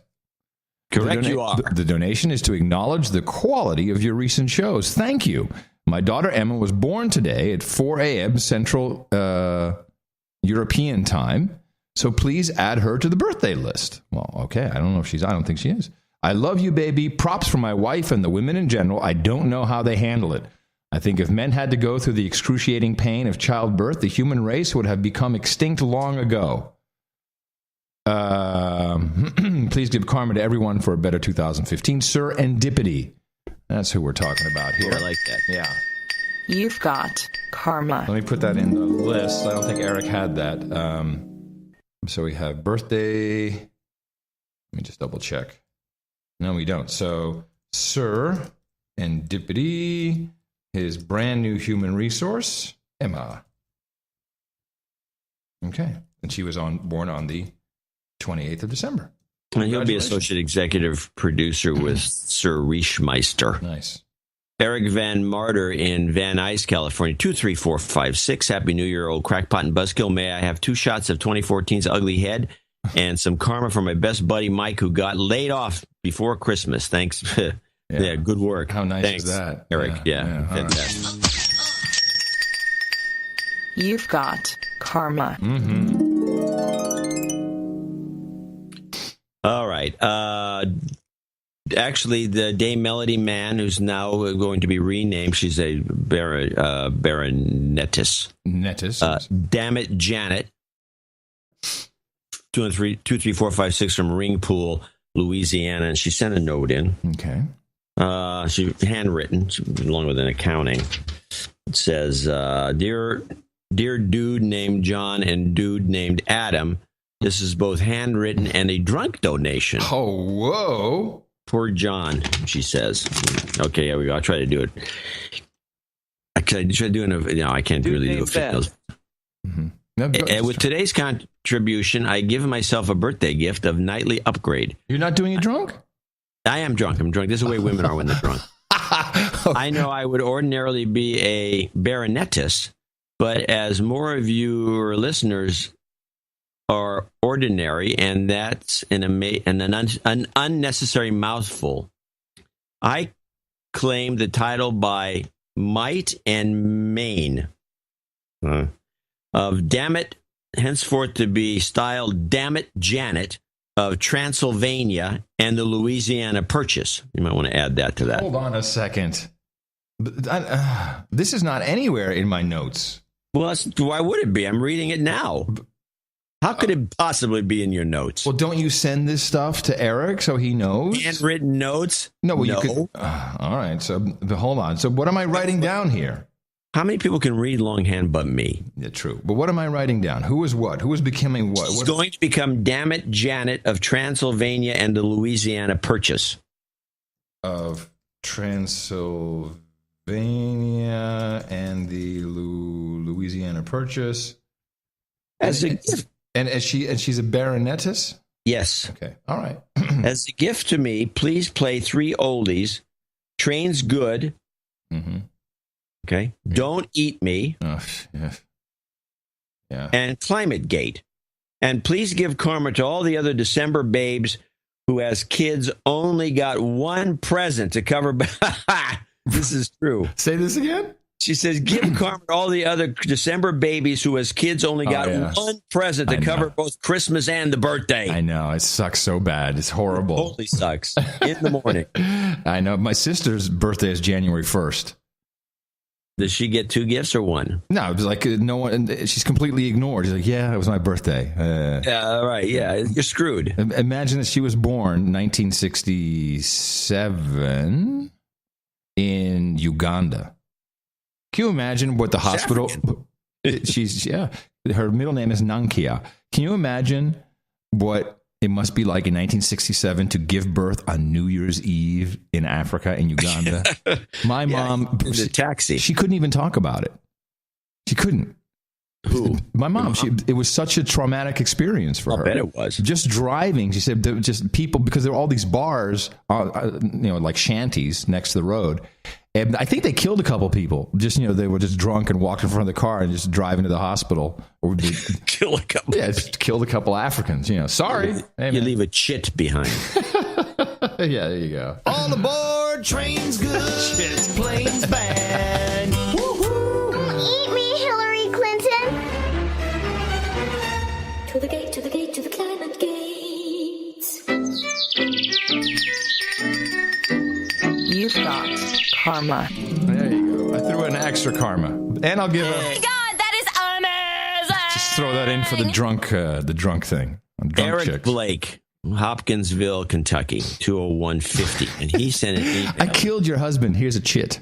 Nice. Nice. I sent in my $201.50 donation via my bank. It should arrive on the 26th or later. I've been listening for about a year and started donating when I picked up the show from the first episode via the NA archive, noagendanation.com. I live close to Fort Campbell, Kentucky, and the 101st Airborne Ebola Division. Apparently it's the Ebola Division. Thank you for the show. Please play Obama A-Team. Oh, there's the team rerun. Mm-hmm. And Karma to thank the men and women of the 101st for their courage. Hell yeah. Well, then we should also play a little marching stuff for them. I think that's kind of cool. A little marching. Fear is freedom. Subjugation is liberation. Contradiction is truth. Those are the facts of this world. And you will all surrender to them. You pigs in human clothing! There's a need for a rescue mission. When the world is threatened, the world needs help, it calls on America.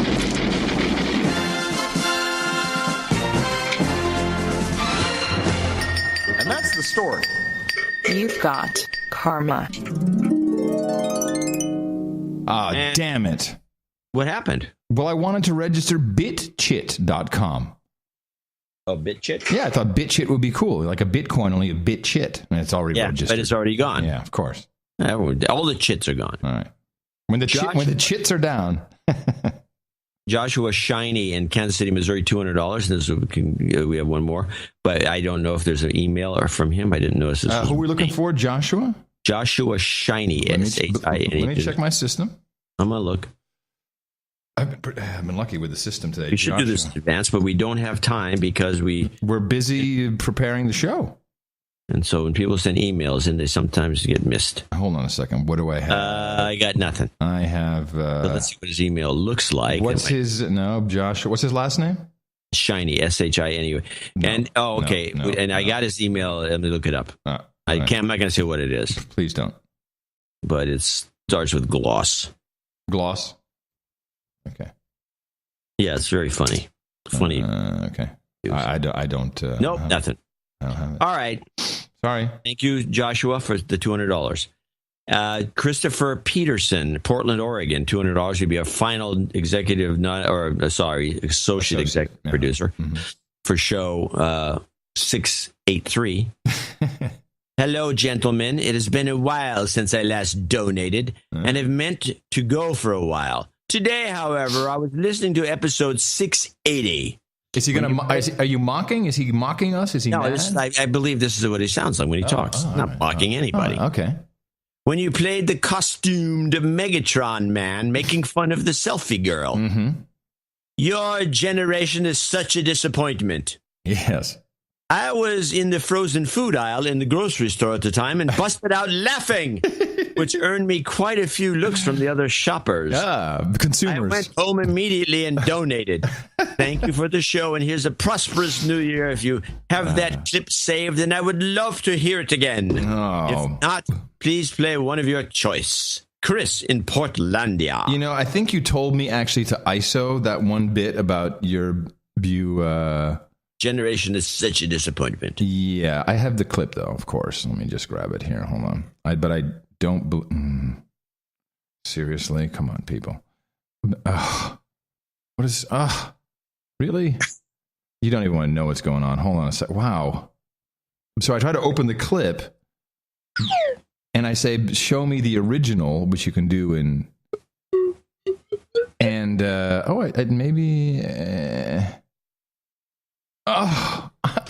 it makes me so sad. I just want to open this I'm going to open the mail. All right. What do we have here? Let me take a selfie. How disappointing your generation is. There you go. Nailed it. That's good. Nailed it.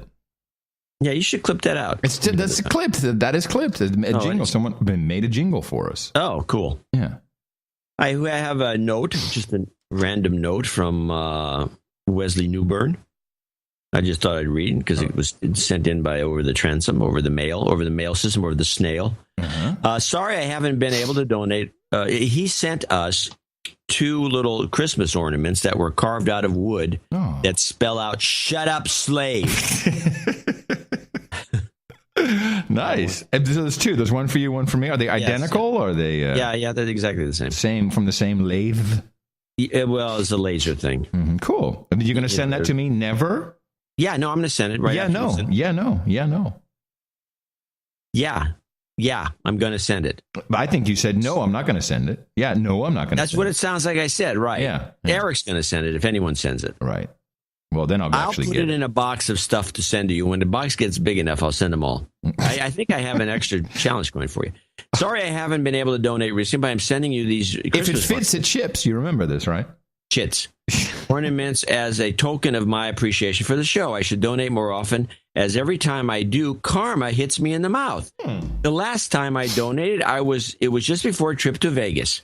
My son is an aspiring chef, so I was treating him to a dinner at a certain Angry Man's restaurant. That would be Angry Man's Gordon Ramsay. Oh, okay. When I saw that one of the side dishes was mac and cheese, I just couldn't resist. I got my Kobe steak with my side dish, and I sat down, and on my first morsel of mac and cheese, I heard a crunch. What the heck? I pulled out a 1-inch piece of wire from my mouth. What? I showed it to the waiter, and the whole restaurant freaked. The manager came over to check me twice. End of story. We got 5 complimentary desserts and a whole $300 meal for free. No agenda. Karma works. Putin! I don't know why it felt good. I had to throw in a Putin there. I don't know what the Putin was doing. I don't know. I want to remind everybody we do have a show coming up on Sunday. We'd like to see continued support. It would be nice if it was at this level. Dvorak.org/NA is the place to go. Yeah, I'm going to give him a little karma for that. That was nice. And just a little. You slaves can get used to mac and cheese. Mac and cheese karma works, John. And cheap cheddar melted together. Mac and cheese, mac and cheese, mac and cheese. Mac and cheese life. Mac and Cheese by Ayn Rand. You've got karma. There we go. All right, everybody. Thank you so much. These, of course, are real producer credits. Executive producers, associate executive producers. Goes along with our peerage titles. All of this is real. It's real. And you can use these credits. You're getting a little better. I know. These credits are real. You can use them in Hollywood. You put a little echo on that. Yeah, it's good, isn't it? Yeah, it's better. I'm working on it. Still not quite the same because the pacing of you got you're getting close to the gravel, but not quite to the same pacing. But it's good. Keep going. Yeah, I'll work on it. Dvorak.org/NA. So, of course, we all need people to go out there and propagate the formula because it's real. Our formula is this. We go out, we hit people in the mouth.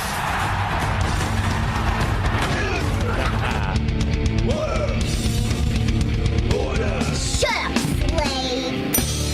Shut up, slave. All righty. I wanted to talk briefly about Air Asia.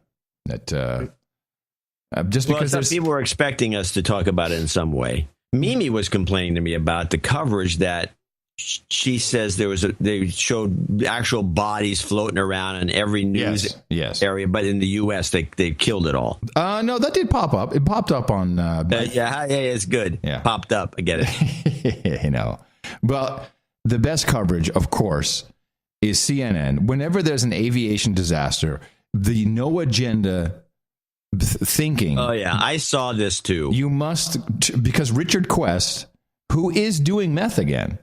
This guy, he's on the air high. Is that what you're talking about? What? Yeah. I was watching him. I didn't think he was on meth. He's always been this way. Oh, but now you're saying he was always on meth. No, I think he there's a couple of episodes. I saw him. I think maybe it was last night before I left, and he looked high, man. He was, and he draws these things out of just long. Oh, he's an old lady. He's like a stand-up. He's an old lady. He's an old lady. Is what you're right. He's an old lady. Yeah, well, that's that. Okay, so I just want to say a few things. First of all, surprising, they really haven't found much. And it's a little dubious as to whether they've really located the wreckage. The sonar, yeah, maybe, yeah, no, we're not sure. There's this picture of the Indonesian soldiers carrying. That's really gruesome, I felt. The two coffins, and one has 001 and the other has 002 sign on it, and they have one blue suitcase. So not exactly, great. You'd think there'd be more stuff. You think there'd be more stuff. Now, what is coming out now, and this is not flight data recorder data. It is not, it's a so-called black box. But looking at some of the ADBS tracking systems, which are, notoriously, they can be off and really wrong. We saw this aircraft all of a sudden descend at between 5,000 and 6,000 feet per minute. This is outside of the envelope of the aircraft, and the forward speed was, I think, 61 knots, which means this thing was going straight down. I mean, just no forward speed, just nosedive, or could have been, who knows? I think it had to be a nose, straight down, and the speed. I mean, the aircraft is coming apart in this trajectory. But here's the thing that I don't think anyone has really explained this. When you learn how to fly, and of course I learned in the UK and the Netherlands and Belgium, and there's a lot of inclement weather, and you learn weather was one of the main tests. You learn how to fly, you learn engineering, electronics, you learn human performance, and you learn meteorology. And when you are flying for the first time, your first cumulus nimbus cloud is pointed out, which, this thing, the top of these can be in space. Literally. Yeah, nimbus. That's the cloud. In space. And it's pointed out to you, and here's what every single pilot has learned. That sun is something you do not fly into ever. And of course you go, why not? Clouds are fun to fly through. Yeah, but you could fly into that and you could be shot out into space. Or you could be shot down and driven into the ground like a spike. Because that's the fierceness that is going on inside that cloud. So for anyone, and I heard this last night, well, ATC was wrong. They killed all these people. Brilliant ATC, they killed it. No. Pilot always in control. Any pilot who thought it was a good idea to fly into this thing, at 20,000 hours this guy had? No. I can't believe that any airman purposely said, oh yeah, I can make it. No, it's just, you don't do that ever. You swing to the left, whatever you have to do, you do not go into that thing.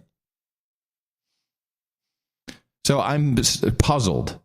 When and if they find the flight data recorder, then we will have some more information. Although strangely, the reports are already saying, well, this flight data recorder may not be very useful. I'm not sure why they're saying that, because there's all kinds of data. It's not just the basics of direction, speed, etc. There's a lot more information that can be garnered from this. But what it looks like is they went into the cloud and the cloud shot them, because you could easily be popped out of the top and you might live. People have lived. Guys have gone in and they thrown out at 60,000 feet and somehow they made it back, and you can live. But that's not really that's the exception to the rule. So this is very curious to me that any pilot would make that decision, especially with all those hours. Precisely. There's no guy. I mean, you can go through storms and wind situations, but you don't know what's on the inside of that cloud, which is why you were trained. There's just a couple things you don't do. You don't go in. And I can, if this is what happened, they went in. You can go around. Well, that is, no, you must go around. No, you should go, right. Must, not should, must. I was in Texas, coming out of Texas once, and we were on some flight, and there was some Nimbuses. And, but they weren't the big, there was just a huge pocket of tons of clouds. And the pilot, I guess, was given the go-ahead. He warned everybody that he's going to go around all these clouds, and it'll be for about a half an hour. Right. And it was one of the greatest flights I've ever had because we were banking and we go around. And you're looking at these clouds right off the side of the plane. And then you bank the other way and go around another one and then another. It was one of the most pleasant flights I've ever had. There was no turbulence. He didn't hit any of the clouds, but he was just going around and around. It was quite entertaining. And you get to see these clouds out the window. Nasty looking, some of them. Well, I find them quite beautiful, really. Yeah, well, some of them are. But even, you can if the tops are, still below 40,000 feet, you can go over them, although usually not recommended because they can, all of a sudden it's 50,000 feet. They can go pretty quick. But I find it just beautiful to watch. Now, someone in the chat room just pointed out, today's planes do a lot of flying themselves. Maybe this was not a pilot decision. I don't know. Maybe it was an Airbus. God knows what this plastic plane is thinking. I think I can do it. Running Windows NT. Yeah. Hey. Yeah. There you go. So anyway, I just wanted to make sure that everyone heard my... I think that's good that you did this. Yeah. Just so you have a little more information. And now we can all go back to looking at Richard Quest and just visualizing him with his nutsack tied around, to his neck with a dildo in his boot and meth in his pocket being arrested in New York City. Because that's all I can think of when I see the guy. Well, it's pretty disgusting. No, you don't know that. Have you ever done meth? I'm not going to do meth. I don't think so. I just asked if you had ever done it. No, I've never done meth. Oh, okay. All right. It's just it's like taking too much amphetamines. How do you know? It makes you feel like $1 million. It's an amphetamine. They're all the same. It's all from the same family of drugs. Really? I thought meth was like some hallucinogenic crazy crap. No, it's just another amphetamine. Methamphetamine is what it is, only it's in form of a crystalline substance, but it's still meth. It's Adderall, homemade. Oh. So it just makes you jumpy. Makes you jumpy, makes you feel good. Oh, that's why they call them tweakers. Oh, I can fight that guy. Yeah, exactly. That's not what Adderall does.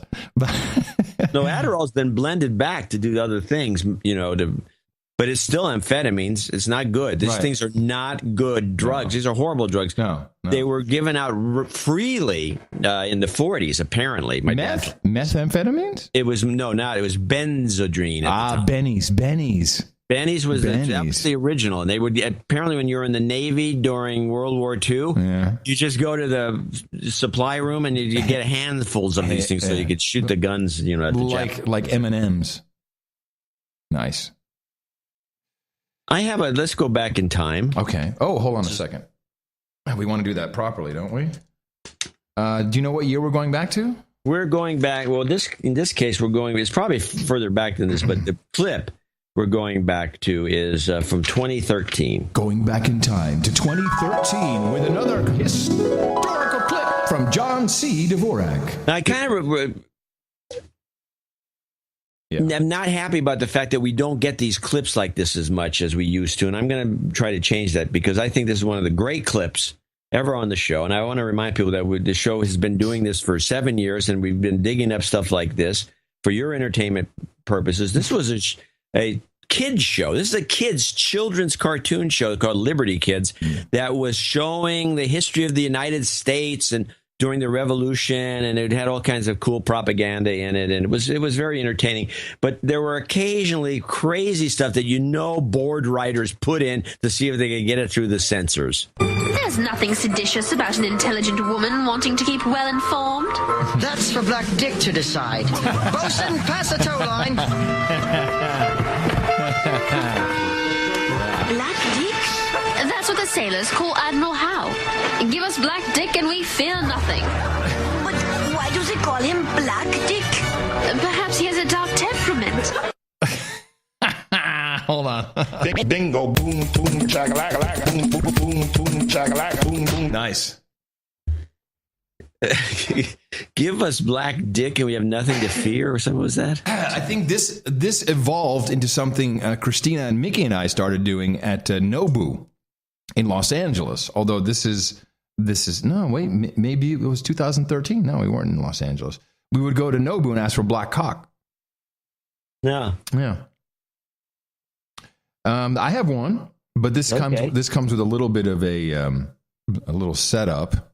But this is 2010. This is a clip that you often I say have called for. This is the clip where Dianne Feinstein. Oh yeah.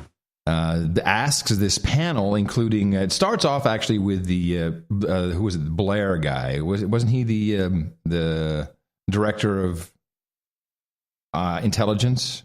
Yeah, it had all the top directors. It had the head of the army, the head of the chief of staff, the intelligence guy, CIA guy. I don't know if the NSA was there, and the chief of intelligence. It was all of them. They're all sitting there at a Senate hearing. So hold on a second. As we go back in time to 2010. All right, here we are, 2010. Now, Dave Jones sent me a note to accompany this clip. What is your belief that this clip says, John? That we're going to have an attempt at a terrorist attempt in the homeland in the next 6 months. And the question she asks is the following. What is the likelihood of another terrorist attempted attack on the U.S. homeland in the next 3 to 6 months? 3 to 6 months. This was, of course, 2010. Now, I've always thought these guys immediately went in and said, oh, yeah, yeah, definitely, it's happening. That's not exactly how it gets set up. And Dave Jones says he believes that this Blair guy is a genius, the way he deflected the question and set up all the other answers. Here it is. High or low? Director Blair? An attempted attack, the priority is certain. An attempted attack. Well, if you listen to the whole thing, he says an attempted attack, the priority is certain. Yep. Exactly. Blair? An attempted attack, the priority is certain, I would say. What does that mean? It doesn't mean anything, but it's beside the point. They're scaring the public. Yeah. Mr. Panetta? I would agree with that. Mr. Mueller? Agree. General Burgess? Yes, ma'am. Agree. So, yes, no, but it's better because they're scaring the public by not really saying anything scary. Well, yeah. That's great. I guess if you want to call that great, but it's still the same old thing that we've been following on the show, which is needless frightening of the public. Yes. In fact, what was the one? What do you think? In fact, this one I forgot all about in 2012. Do we need to go to 2012? Do we need to travel? 2012. Hold on a second. We need to travel. And now, January 2012. There we go. Ladies and gentlemen, we now travel back in time to January 2012. What was the big fear in January 2012? I have a clip here with Judith Miller kind of outlining what she thinks about it. I said she's part of about 4 clips, but let me say what it was so you can then the clip makes some sense. In January 2012, we were being scared to death by our own government that the Iranians were gonna bomb the crap out of the Strait of Hormuz and wreck the world's economy any minute. But Iran has been flexing its muscle, Judith, now for years and years and years. I mean, they threatened us like 4 or 5 times a week. Why this time are we paying such close attention to this threat? Well, because, in fact, 1/5 of all the world's oil moves through the Strait of Hormuz, and because, let's face it, Trace, if they actually carried through on this threat, it would be regarded by many states as an act of war, and this situation could escalate very, very quickly into full-blown military conflict in a very sensitive part of the world. So it is something that the administration is watching very closely. Oh, man. Yeah, that was good times. Good times. This is the kind of bull crap. We always forget about these things that make the public nutty. And it's the good. Strait of Hormuz, it was going to be bombed. What were we going to do? This is almost as realistic as the Stargate in the Gulf of Aden. Which I still believe will happen one day. Yeah, well, you know what's going to come out of that Stargate? What? Fish. Yeah. Thank you. We'll be here all week, everybody. Okay. Can I bring us back into today's world for just a little bit? Yeah, I'll do this. I'll do this more later in the show. Yes, very good. Very good. And now, ladies and gentlemen, welcome back to 2015. There you go. We're back. All right. By the way, I wanted to say a couple of things about it. I do have a list of events that took place in 2014 that everyone seems to have like forgotten about, and it's like it was big news at the time, and now nobody cares. Yeah, but I can't travel back to 2014. We just got to 2015. Right. So I want to, but I do. Well, I want to. Can you hold on to it? This is something else. Okay. I do have a word of the year that I think will continue through 2015. But you have to guess what it is. Word of the year. Okay. And you're going, and it's not essentially. Hold on a second. Word of the year. Word of the year. All right. You have to guess the word. Okay. And this is Jake Gyllenhaal, whatever his name is, the actor on the Today Show. And he says the word of the year a number of times. You have to figure it out what the word is. So I get to play the clip and then guess? Yeah. The clip is only 12 seconds long. He must say the million. Yeah. Can I guess the word before I play the clip then? Sure. Okay. So the word, is it a word we've used on this show? Yeah, all the time. We try not to use it. Is it yeno? No, that's not a word. Oh, that's right. Is it essentially? I said to introduce the segment, it's not essentially. Sorry. I'm all angry. The minute you introduced the segment, my brain was already thinking. I couldn't listen to you anymore. Well, this is not new. You get one more guess. Okay. You're going to be now that you're guessing, you're going to be extremely annoyed that you didn't get it. Yeah, I know.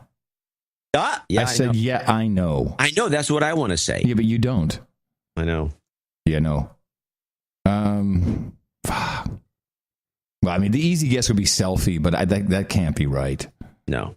And the fact that it works, just first and foremost, is such an amazing feeling. And the fact that it gets acknowledged in any way is pretty amazing. But the Golden Globe is even cooler because my sister got nominated too. So that's pretty amazing. Oh my God, that is amazing! And what douche knuckle made this word of the year? I did. Oh, man. It's not an official thing. Yeah, you fool. Official. It's no agenda official. Okay, that's right. Well, I got some things. I did one of those NA things. You know, like, I got to go look at who are these people? Okay, what's going on? All right. First, it's all yours. The show's yours.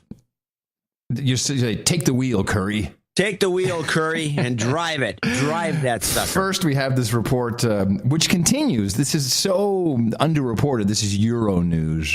North Korea's leader has used a New Year speech to announce that he's open to resuming peace talks with South Korea. As the North remains under the spotlight over claims of cyber threats against the US, Kim Jong-un spoke on state television. The comment comes days after South Korea proposed to restart dialogue. And there you go. This is the reunification talks continue, which, as we know, is very bad for sales.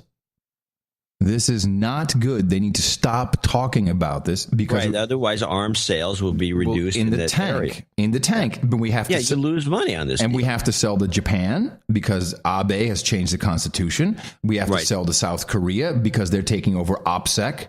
Probably Philippines will be a good market. Tons of even China, maybe. You know, who knows? Yeah, China, but they're not. Yeah, they got their own stuff. They probably just casually would be a great market. Right. Just for some of the outliers. Hey, man.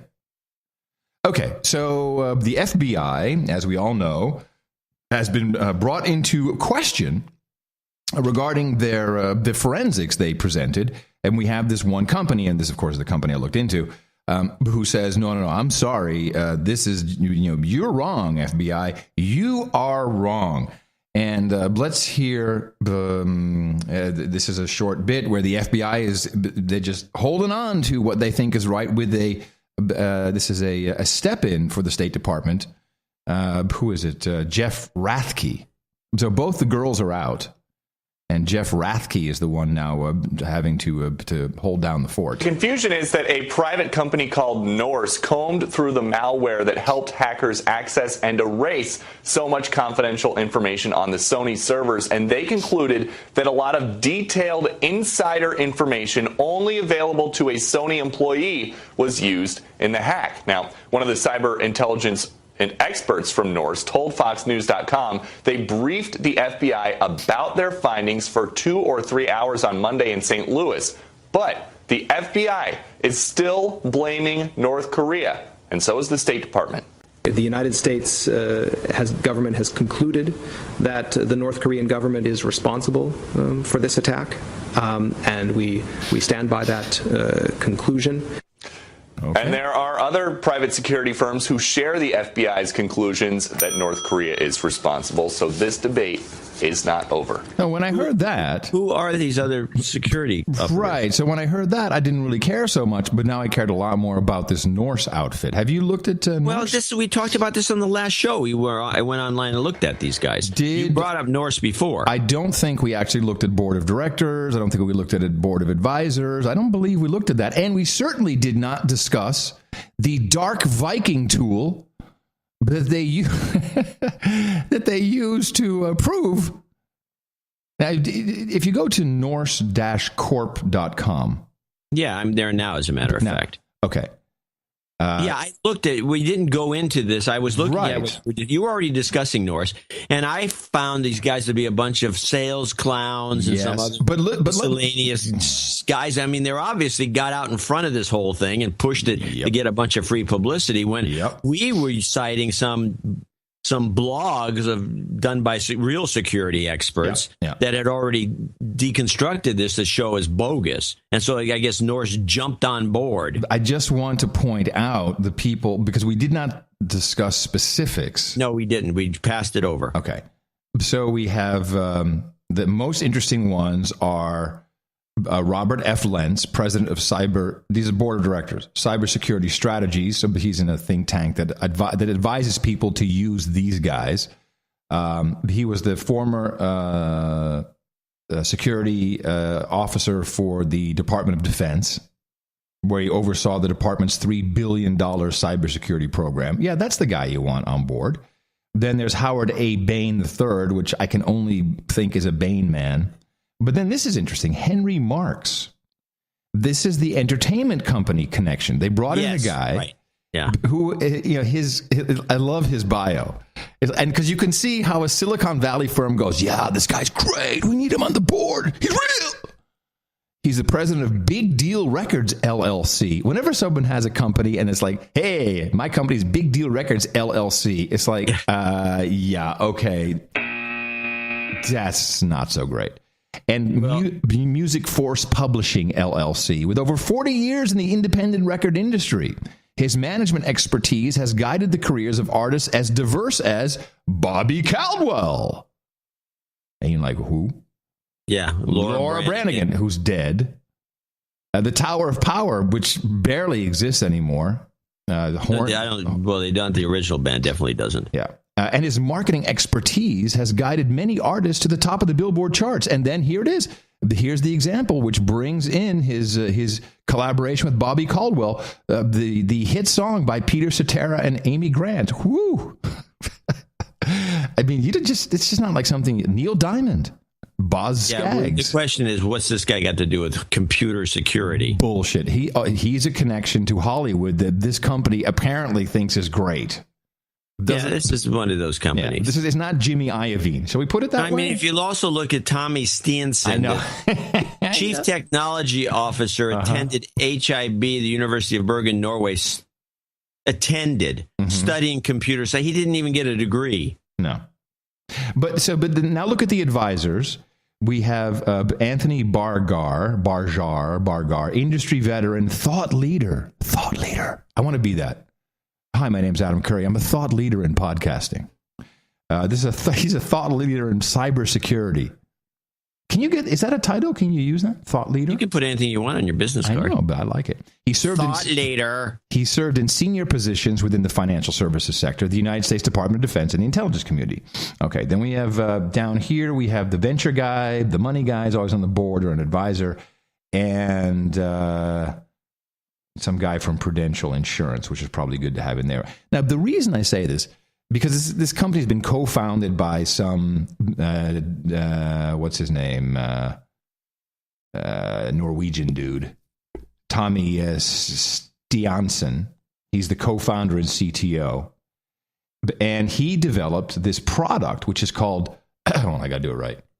His product is called Dark Viking. So Dark Viking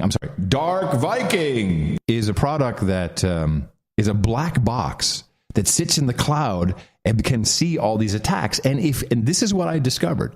If you go to this website, people in the chat room listening to the stream right now, norse-corp.com, norse-corp.com. At the top, it says, watch live attacks. You must click on this, John. You see the little button? I missed the first time around. Uh-huh. Yeah, I'm clicking on it. And it takes you to map.ipviking.com, and you can see. I bet you this works, too. I bet you that their companies go, oh, my God, look at these attacks. They're taking place in real time. And it has like a scroll here, and you can see it's coming from China. Oh, this is very good. This is fantastic. Now, this is funny because this is very similar to what I saw maybe 5 or 6 years ago at Panda Software in Barcelona. It's probably the same thing. It may be the same code. But look at the right attack targets. Country, United States, 10, 11, 113, 116, and 2 to mil-/gov. And it's HTTP port 80 attacks, John. What are we going to do? This is the biggest piece. This is a gem. This is the biggest piece of bullshit I have seen in a long time. It's a gem. And you can notice that all of the flying attack packets are all inbound on the United States. There's nothing going out to like Iran or anything else from us. But it's all inbound to us. We are under fucking attack, my friend. It looks like it looks like we're being bombed. And you know by who? Attack origins. Like mostly China. Well, from the U.S., China, Mexico, but right up there, the Netherlands. Hello, Netherlands. The Dutch are attacking us, John. Oh, wait, I'm just seeing an attack right now coming in from Iceland. Oh, my goodness. Iceland's got a packet coming in. It's about to hit. I'm going to see where it's going to go. Deflect. Shields. It's going to shields. Put up shields. It's going right to Washington State. Oh, here comes one from Latvia, it looks like, or Estonia. One lone packet. Yeah. One packet. Deflect. Shields. This. That's what you need, is a boinga flashing thing that blocks it. Yeah. But we should be able to control this. This is where actually, this is one of the greatest web pages ever. But here's the thing. Now, we've been looking at this for how long? 2-3 minutes? About a minute. I'm looking at the leaderboard. I do not see any I see South Korea attacking us, but I don't see any North Korea. Have we just thwarted them? I guess so. We put them in their place. But the Chinese, these Chiners, man, it looks like they're hammering us. Yet it seems like we attack ourselves the most. Yes, we apparently are attacking ourselves, according to this list. A suicide We're mission. number one. Well, actually, 315 to China's 271 right now. So when I see this, of course, this is bullshit. Mexico. Hey, Juan, stop that. This is, sure, packets fly all over the place, but this is not like anyone who looks at this, who knows anything and says, yeah, we're under attack, you're a moron.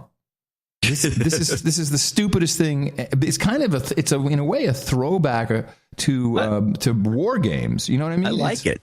It's beautiful. It's a sales tool of all sales tools. It's real time. This is real. This was genius. So I'm thinking these guys are in on this game somehow. These are not just guys popping up because they got DOD, they've got advisors. So they are maybe the chosen ones, possible. I don't know. Are they public? No, I don't think they're public. No, they are. Oak Investments is their number one funder, and they haven't gone public. Is Oak big? Are those? No, it's not one of them. Not that I know of, unless it might be big in the Defense Department sphere. They may be. So then there's a second part to this report that I had not heard yet. The FBI is warning in a new bulletin that this news organization, referred to only as US Per 2, may be getting the Sony treatment from these hackers soon. From a bulletin, on 20 December, the GOP Guardians of Peace posted paste bin messages that specifically taunted the FBI and this news organization for the quality of their investigations and implied an additional threat. No specific consequence was mentioned in the posting. We're also getting a better idea today of just how much the massive cyber attack on Sony set that company back in a Wall Street Journal piece. Employees had to use a phone tree to spread the word of updates on their network being restored. One person would call another. That person calls somebody else. They've got 6,000 employees, so no small undertaking. Gmail accounts and old BlackBerries that could connect to the network were also utilized, and the payroll department started cutting paper paychecks with an old machine they took out of storage. Sony's still recovering, so the FBI obviously taking the threat to this unnamed news organization very seriously. By the way, since What's this news organization? It was unnamed? Yes, it's a code name. What's the code name? US, all uppercase, USPER 2. So that implies U.S. I would say U.S. expert. Well, I hope what I would like, first of all, this is of course really tech news because it's about a phone tree. So it's about phones. So we get to talk about it. Phone tree. Skip logic phone tree. Hey, get that check printer out of storage like they'd keep it. And does anyone know how to hook up this old check printer to a AS400? It's dot matrix. Does anybody know how to hook this thing up? Does it have a USB port? No. What was that big plug that we used to use? Some IEEE port. No. SCSI. SCSI, that's the one. SCSI. That thing was bigger than my head. The SCSI. Can anyone find a SCSI port on your regular printer here? I can't find it. Yeah, SCSI port. Well, the ham radio guys still have serial ports. Please. If they're going to attack a news organization, here would be my dream scenario.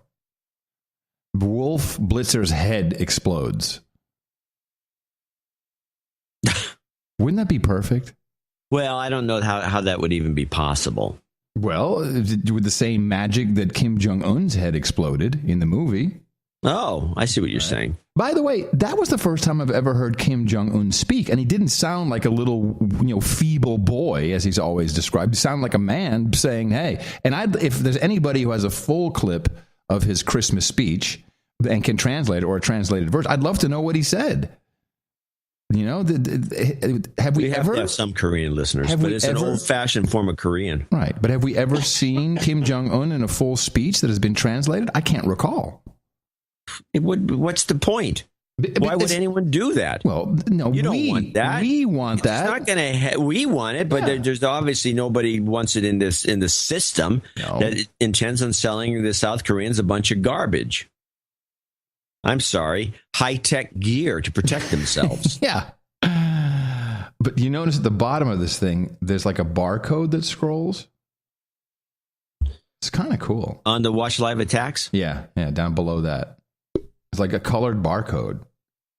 Well, I turned it off. I'm going to turn it And there back. seems to be a lot of activity on port 8000. Oh, the colored barcode. Yeah. There seems to be a lot of... I'm looking at the attack types. This is kind of cool. A lot of... So they're just using known ports. So 80 HTTP, then they have 8080, which is alternative HTTP. 23 Telnet. Really, someone's using Telnet. Well, maybe for routers. I thought that was all SSH by now. Then they have port 8009.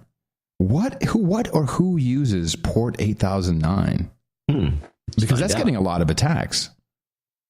Dude named Ben. I'm sure there's a dude named. So we have the SSH for 22. Which anyone in their right mind doesn't use standard ports for SSH, but okay. Oh, VoIP. Yeah, it's 8009, the forgotten Tomcat port. Oh, that's like the oldest exploit in the book. Really? The fun and forgotten thing is that you can also access that manager interface on port 8009. Isn't Tomcat like a web management application? I don't know. Yeah, I thought it was. I'm not a real port guy. 8009. Here, let me read about it. Here's a whole web page about it. I thought Tomcat was...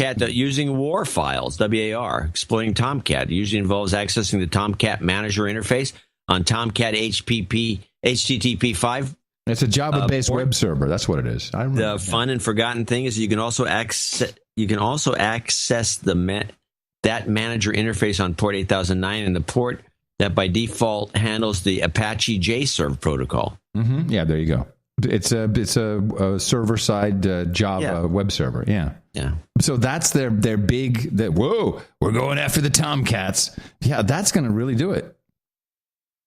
That'll take him down. And what is MSWB? Microsoft, obviously. What is a WBT server on 3.3? What is that? 3.3.8.9, I think. It's kind of small. So there's a Microsoft WBT server. These are all known, and another unknown just popped up, 49156. This I find interesting because these seem to be very unsophisticated probed attacks. If this map is anything real. Oh, okay. 3.3.8.9 randomized bullcrap. 3.3.8.9 is RDP, which is Remote Desktop Protocol. Okay, that makes sense. That's what that's for. Okay. To try and bring up a remote desktop. I guess this kind of brings us into... So you sent me the link, and of course, there's been a lot of stories, but not a lot of real information. But to know that we're at least looking at this and are trying, or on it, is this... how do you pronounce it? Do you think it's Regin or Regin? Is it R-E-G-I-N? Do you think it's R-E-G-I-N. I have no idea how to pronounce it. I would just call it Regan. Well, we need to claim the official pronunciation now. Because people will say, oh, the No Agenda show says. Pronounce Reagan. I think it's Regin because I think the REG. The Regin? Because that's part of the registry, and it seems like this does attach itself. Regin? At some part, it attaches itself to Windows registry. Seth Regin. Oh, here it is, and it's already Regan. Regen. It's the Symantec's got a pronunciation. They call it Regen. R-E-G-E-N, pronounced R-E-G-E-N. Regen. They say Regen? Regen. Although the way they have it here, it could be Regen. No, because then it would be GIF. No, I think it would be Regen. All right, wait, here it is, as in. Let me just open this. The claim has been long, but this thing's been around for a while. It's just nobody knows what it is. Yeah. Well, what is interesting, and it's just a small part of what I've been reading about it, is that this was... So first of all, it's being said that this is U.S. and Israeli intelligence. That seems to be an overarching agreement by the Kasperskys of the world. And the second part is that this was really tracked down big time at the Belgacom hack, which wasn't talked about a lot. Now, I know, or Belgacom is how you would really pronounce it. Of course, Belgium, Brussels, very important. When you're making international calls. In fact, I think a lot of calls, cell phone calls internationally, a lot of them already are routed through Belgacom for some reason, I read. So it's kind of like a super hub, and they don't want to talk about it anymore because they say, oh, this is old news for us. Don't look at us anymore. It's all cleaned up. But I find the idea of a framework, an entire platform that is this not just the long heralded legend of the Microsoft Windows backdoor, that maybe it wasn't a backdoor, maybe it's just really a framework that they built into this that has always been there? I have no idea. I mean, I read that white paper and I've looked into this, and it just seems to be nobody that's a high-end security analyst has been able to explain it. It looks like a framework with a lot of programmable characteristics, perhaps buttons check boxes. I don't know how it, nobody knows quite how it works, but check boxes. Oh no, extremely powerful. And if you want to go do something specific to somebody, powerful check box. Well, you put a check. Do you want to do this? Yes. Do you want? I mean, that's the way. Who else? You can't build one of these things for people who have high-end coders. You want to build it for some guys in an office doesn't know much more than check boxes. And so you go through, you have the master code that actually is uncompiled, and then you check a bunch of things, and then you compile it, and off it goes to do whatever it has to do. That seems to me to be the way you would structure something like this. Right. Yeah, I agree. Well, it's, I don't know.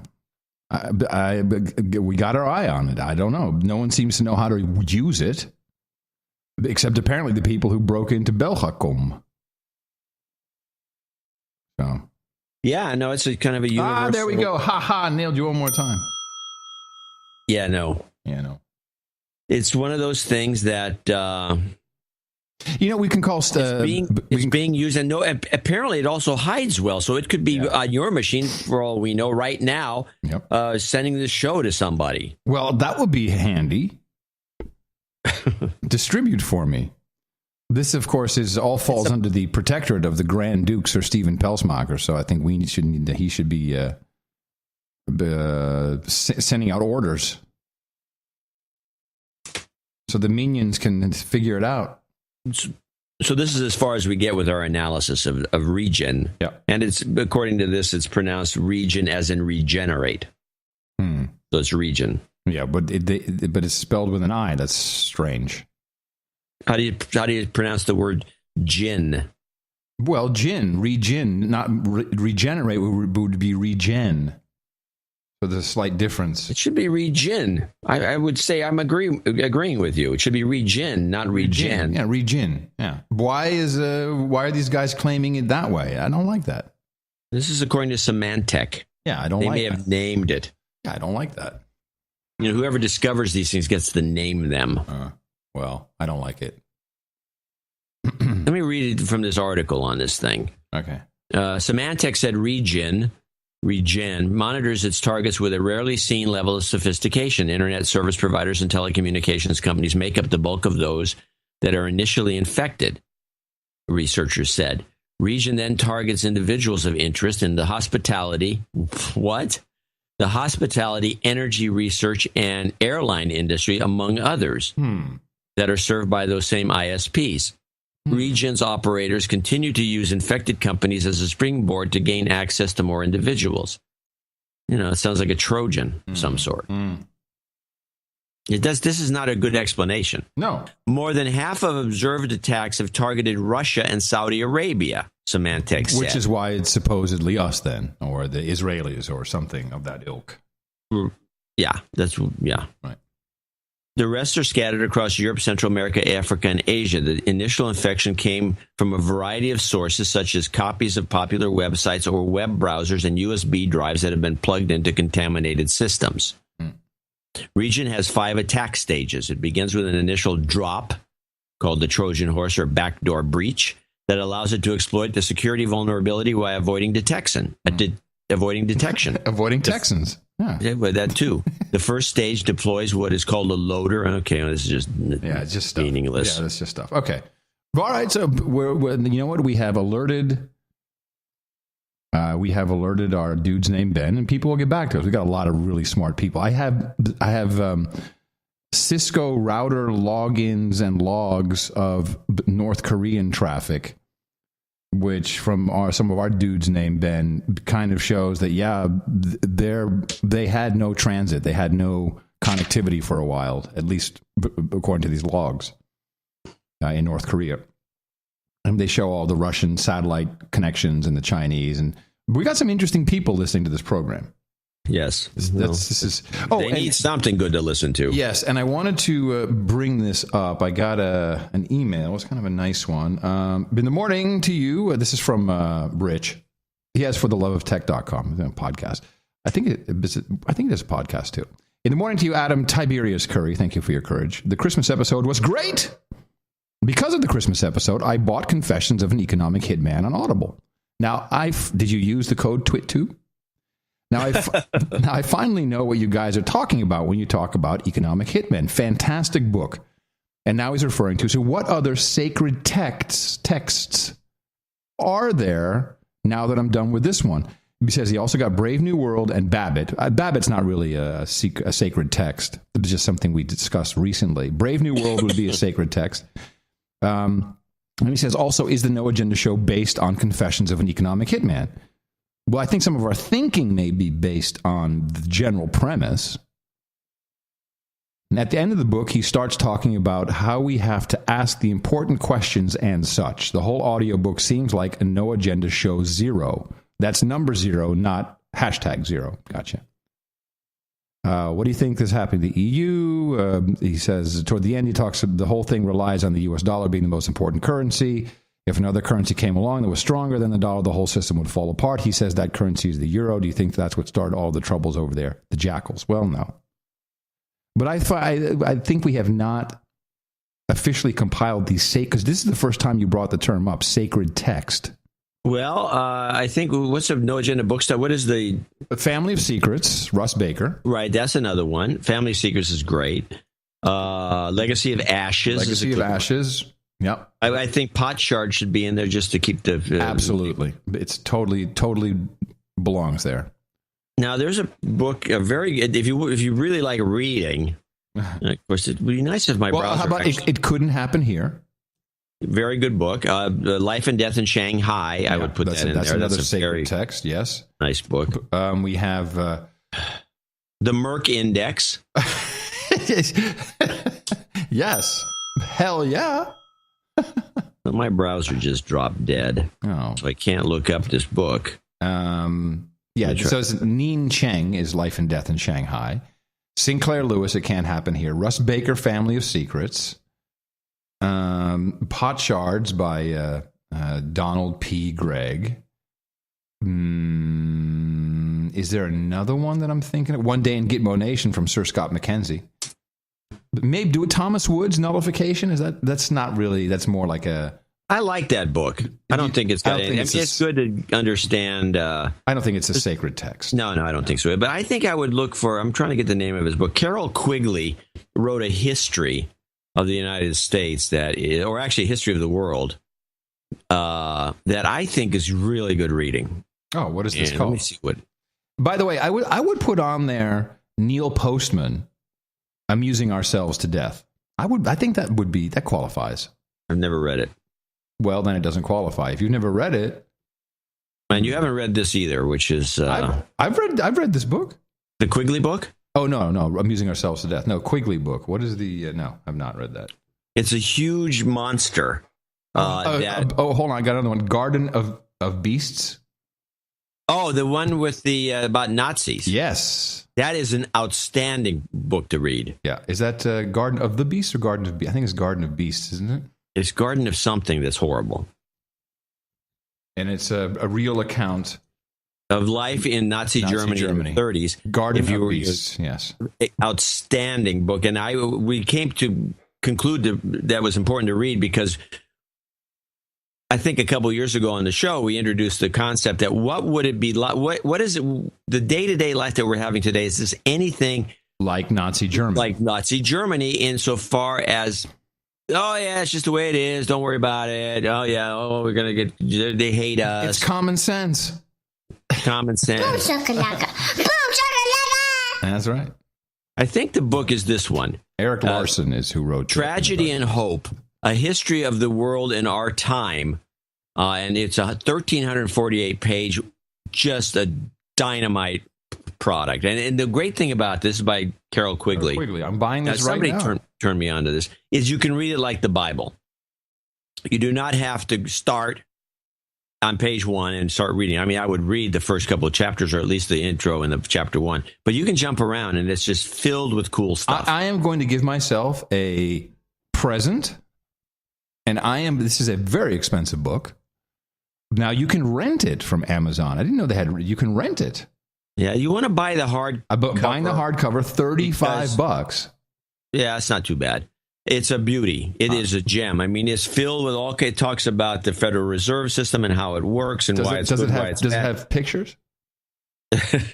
No.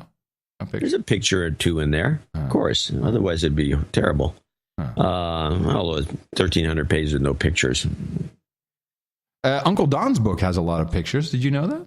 Yeah, I saw it. I have a copy. Have you read the book? I have perused the book. I've not read it. Right now I'm in the process of reading Sid Caesar's autobiography. Wow. Cool. You know what's strange when you look at the shipping address for if you ever ship to a friend or anything on Amazon? Yeah, and it stays on there forever. Yeah, and a couple people here that I've sent are dead. Oh. Yeah, it's a little strange. Don't put me on that list. The death list. You do not want to be on my list, man. This is not a good place to be. Right. Okay. Well, that's good. Yes, you were going to say? I was going to say, if we go back to January 2014. I don't think you need to do the intros anymore. Okay. All right.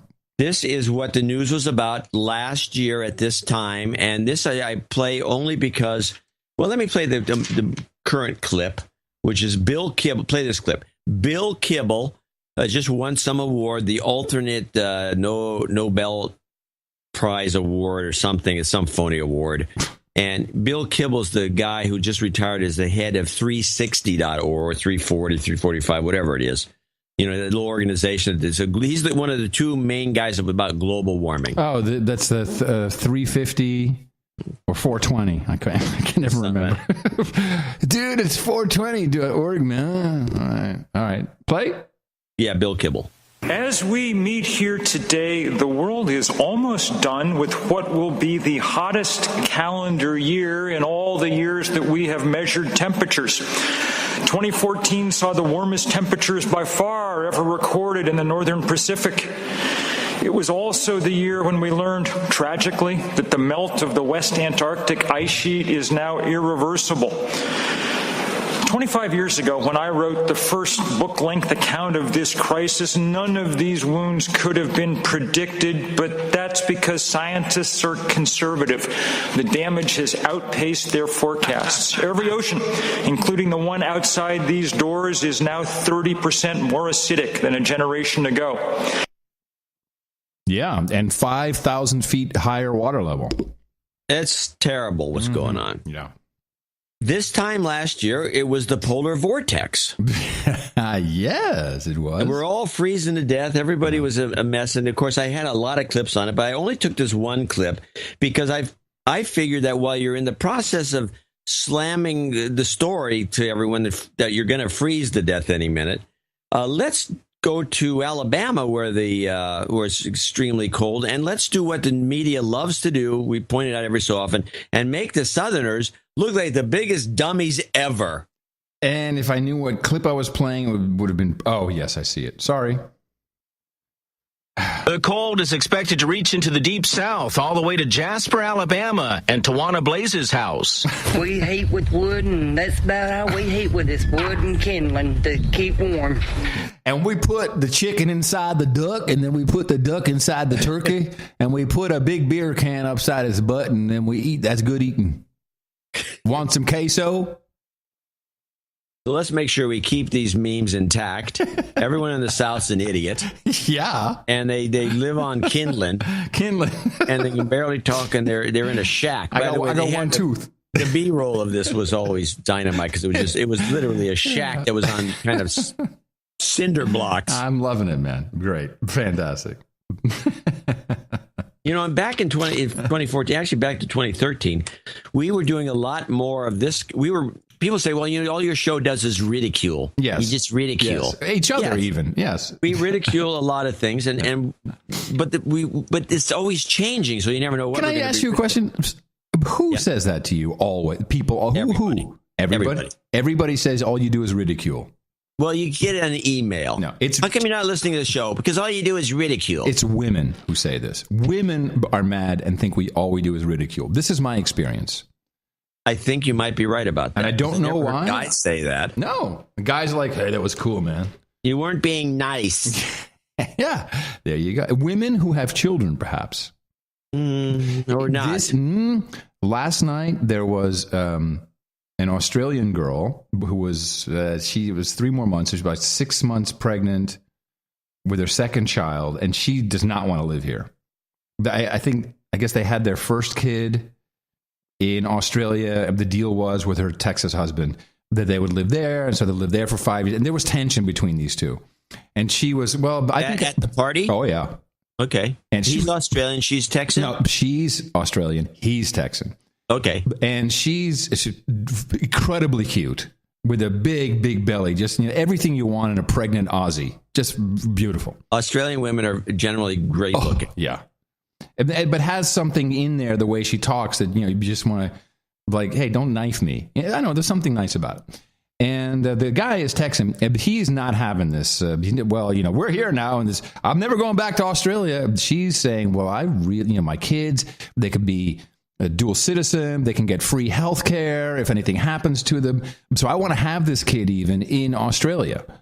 In that she wants to do a water birth and whatever. Yeah. But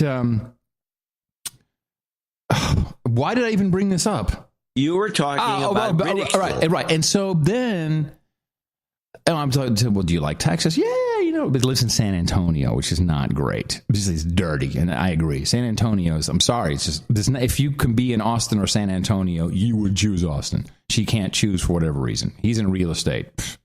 And, so I bring up guns, and because I said, yeah, well, I liked you guys a lot until, you gave up your guns, and she freaked on me. I don't understand this gun culture. This makes no sense. How can you have kids going out with it? She was basically yelling about her husband. They have a 5-year-old boy. I don't understand. Why do 5-year-olds have to go out hunting? Why do they have to go and learn how to kill things? Can't they wait until they're 10? It was so tense, man. But I think that this kind of ridicule comes from a motherly thing.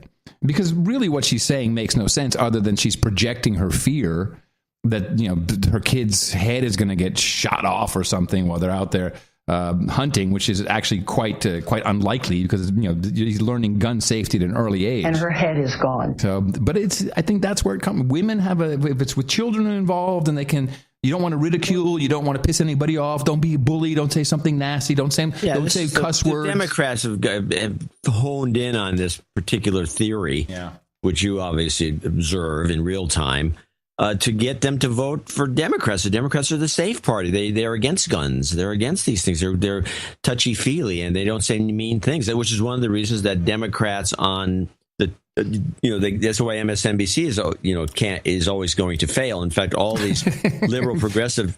You hear that, Al? Al, you're going to fail. They have to fail because they can't be mean, which gets attention, which gets ratings. They can't be negative, which gets ratings. They can't be for ridicule. Guns. It's all touchy-feely. They can't ridicule. Baloney. It's all phony is what the problem is. They can't ridicule, which gets ratings. You can't ridicule. Well, we used to ridicule everybody BS on television, and I have one example here, and where you'd see this bull crap where somebody says, "Oh, there's the camera. Let's widen the view of the camera, and maybe we can see, or there's a mile away. There's the guy's license plate. Here, push the like CSI, CSI, rotate, CSI. Zoom, enhance. Yes, this was an enhanced kind of bullcrap thing from the show Bones that I pulled in January of 2013. Yes. Okay. Now, being overweight could actually help you live longer. I'm sorry. I clicked the wrong one. You see, let me explain why this is complicated. Because you're giving me cues, but typically I can look at your list and I can just say, oh, it's going to be this one. But here you've done classics. I mean, you have to go past that word classics. To the end of the sentence. Well, it's a very short controversial new study into the effects of obesity. Oh, man, I'm hitting the wrong one again. Here we go. Why that we should... Brennan! I was able to restore part of the text from the paper scraps that you sent me. One contains a fraction, 1/3, and the letters ARGAR. it comes from the word margarine, and the 1/3 is a 1/3 of a cup. The papers were from a cookbook, 8 different pages. Well, is there any way to tell which cookbook? Yeah, I ran the typeface through the Library of Congress database, and I got the name and the date of publication and a lot of tips on how to cook for prisoners. Yeah. It's the Gordon Institutional Recipe Index, 1993 edition. Yeah, and big hit. The show, big hit. What database in the Library of Congress of fonts? What?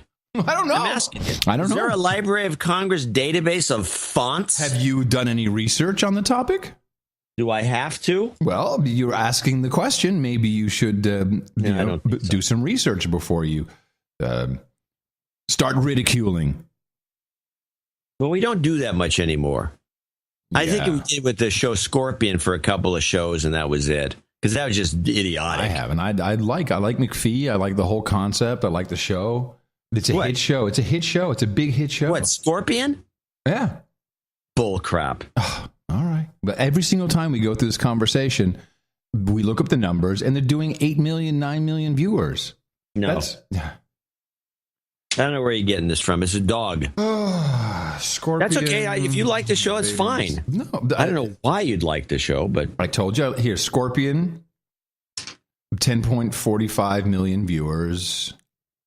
Let's see the most recent ones. Are they might be in repeats by now. But they're between 8 and 10 million viewers, John. This is not a dog. This is just not a dog. I'm sorry. It's not. It's a bonanza. Oh, brother. God. Well, luckily, we never have to worry about that. We don't have to have meetings. We don't have to sit down with the advertisers who go, yeah, we think that you probably, hi, we're from Ford, and we think you would do much, much better if you cut back on the Tourette's talk. Tourette's people are not high in our demos, so we really don't like that. I'm going to show my support by donating to No Agenda. Imagine all the people who could do that. Oh yeah, that'd be fab. Yeah, on No Agenda in the morning. All right, here we go. We do have some people to thank for show 683, including Mark Pugner, who came in with a... Good old Mark. Pugner, who's in Schaumburg, Illinois, definitely wants to be anonymous because he sends in postal mail orders.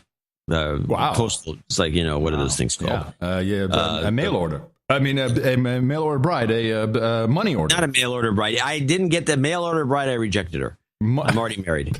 135. It's a post office thing. What do you call it? A money order. MoneyGram. Western Union. Kind of thing. Yeah. 13579, which means something to him. And by the way, when we mention that, we can't mention the names because under $49 or under $50, we don't mention the people. But when Sir David Foley came in with 2015, I was at the dinner table last night and somebody mentioned, oh, you must have gotten a lot of donations for $20.15 because that's the obvious subtext of the show, right? And? One. Yeah. Then let me guess. Was this our marketing department who? Sheikh El Musani in Muscat, Oman, 12345. He says, Fi El Sabah, John and Adam. Your combined news. I have to read this. Your combined news analysis is. Wait a minute. Your combined news analysis is stupendous. Adam's zealousness for sound quality is phenomenal. John's grouchiness is stupefying. The synchronicity between you two is spectacular. You now have a few more words to use instead of. And I don't have it. That's where it ends for me. It ends. Okay. Geez. Well, and by the way, Mark Pugner, 13579. Yes. Odd numbers. Okay. Oh, yeah, so they are. Mark's always up to something. Giles Pavot. Gilles. He's from France. It'd be Gilles. He's from Paris. Yeah, France. His name is Gilles. This is stunning to me. This is stupefying. It's stupefying. Here's a donation for both ending well 2014 and my birthday today. He's on the list. Can I get a job karma for, we'll put that at the end, for several upcoming exams? Well, job karmas and exams, I don't know. The Christmas deconstruction was great. That's the Christmas show. Yeah. Brandon, we should do more things like that. Brandon Fenton in Colorado Springs, $120.15. Should have done one for today so I could be hanging. Well, there's nobody listening. With a hangover. Yeah. Chad Inman in Los Angeles, California, $120.15. Sir Bashar Osman in Harrow, Middlesex, $111.50. Matthew J. Milligan in Boca Raton, Florida, $104. Sir Bernie Atima in Hinton, Iowa, $101.15. Here they are. These are the people that came in with 10115, which designates the New Year's. Sam Manor, 101.15, Box Hill, South Victoria, Australia. Sir David Pugh in Massillon, Ohio, Wayne Lacombe, Sandy Bank Hills in Queensland. These are all 101.15s. Callan Nistor in Northville, Michigan, 101.15. And finally, Switcheroo here in Kevin Lacombe in Port Orchard, Washington, 101.10. And there's a note that came in. I put it on there for a reason because I think there was something interesting in it. Yeah. And this was mailed in.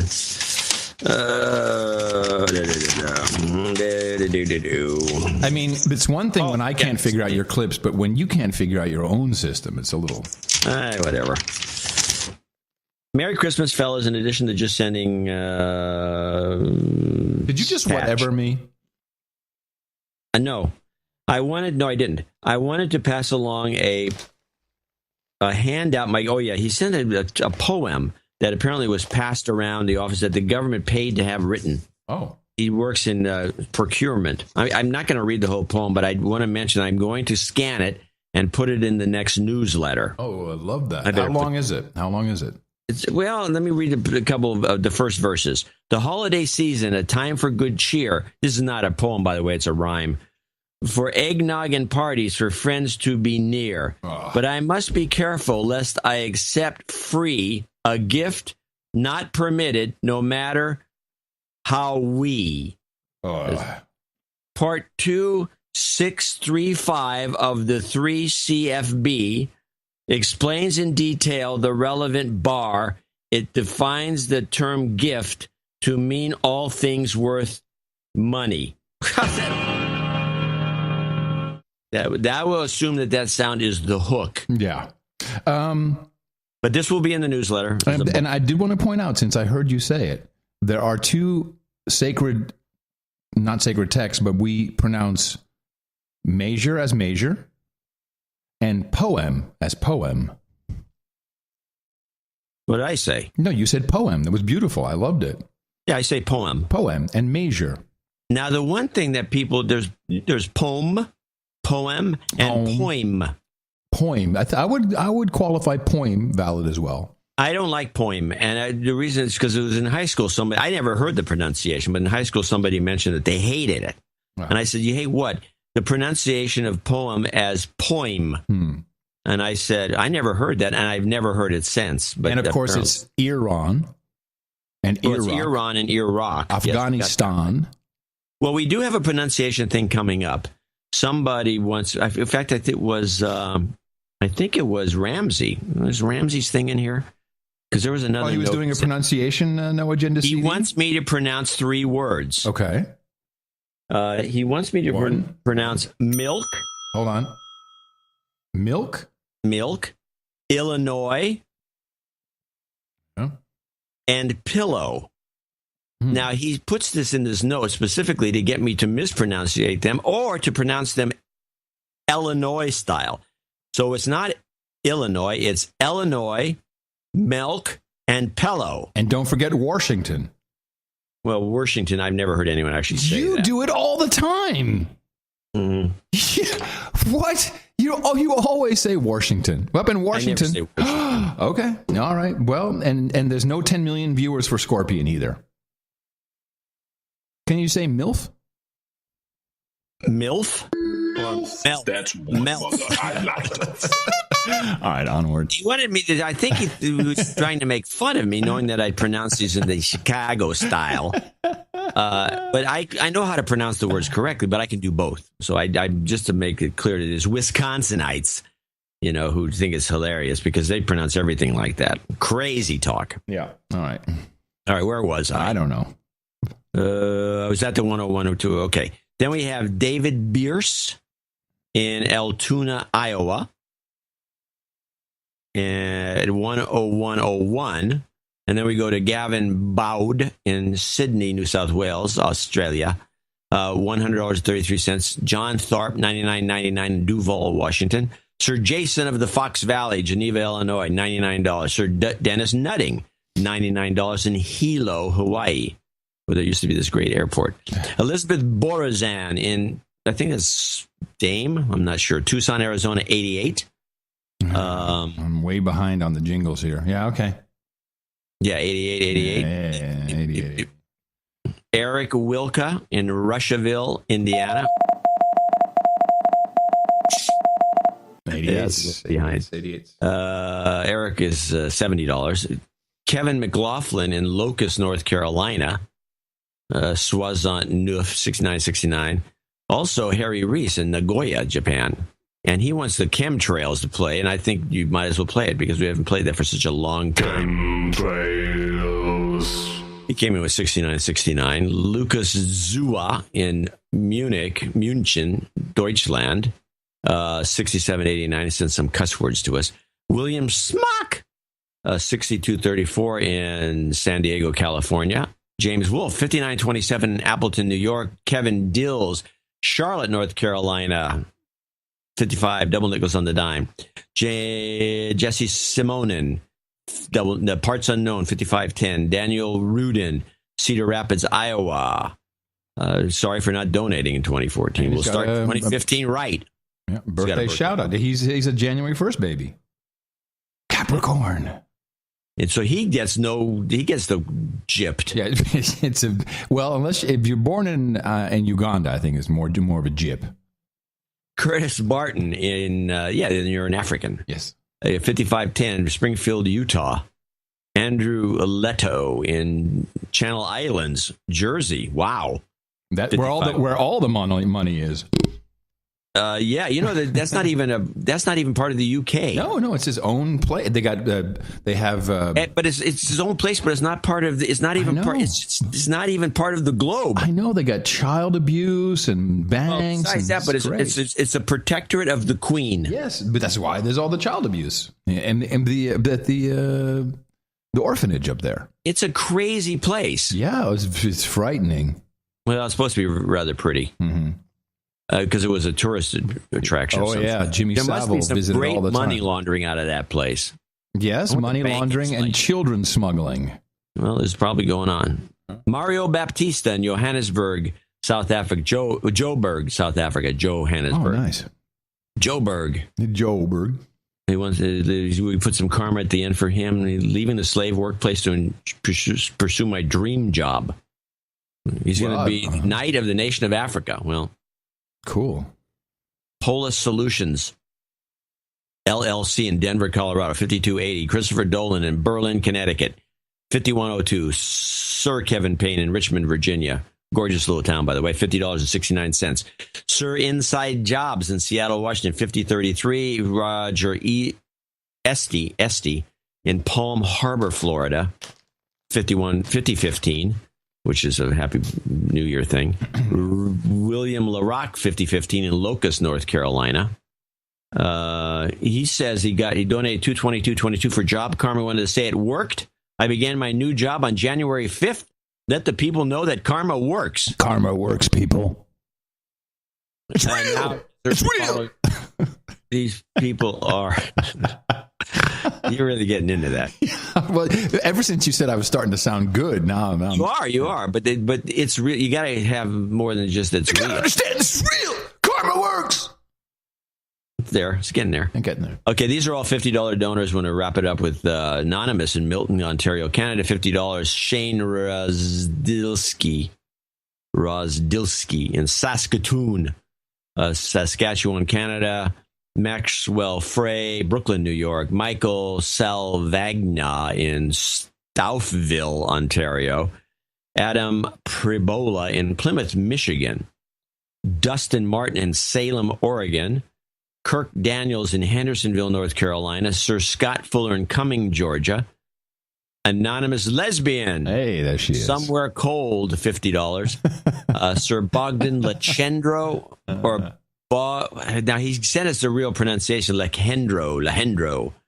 In Roanoke, Texas, up the street for you. And finally, Matthew Stevens in North Highland, Texas, $50. I want to thank all these folks, of course, for really starting off the new year right for show 683, and we hope that it continues throughout 2015.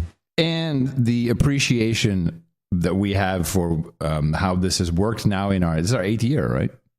8th year. In our 8th year, we want to also, to the job karma thing at the end, also add a couple of dedouchings which were requested by people, such as Michael Salvagna. Okay.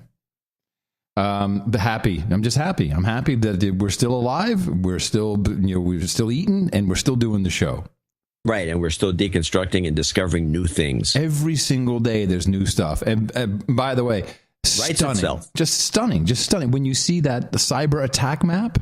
That's worth the price of admission. That's right stunning. There. It's just stunning to me that this is taking place. And why? And we should not ridicule, women tell us. That needs to be ridiculed. Yeah, well, I'm pretty sure that we're not going to change our personalities. Well, no, that may not happen.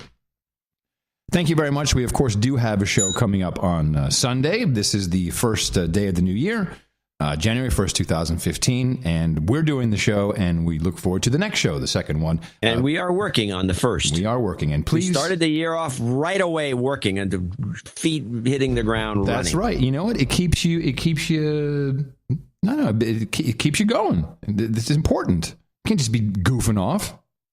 No goofing off allowed. Dvorak.org/NA. You've been de-douched. ISIS. We will follow them to the gates of hell. ISIS. I feel good. Jobs, jobs, jobs, and jobs. Let's vote for jobs. You've got karma.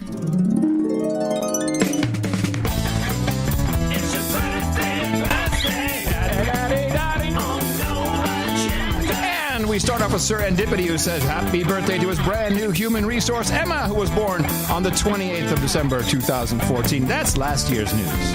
Welcome, Emma. Gilles Pavot, bon chance, bon anniversaire. Gilles, je m'en fous. Happy birthday.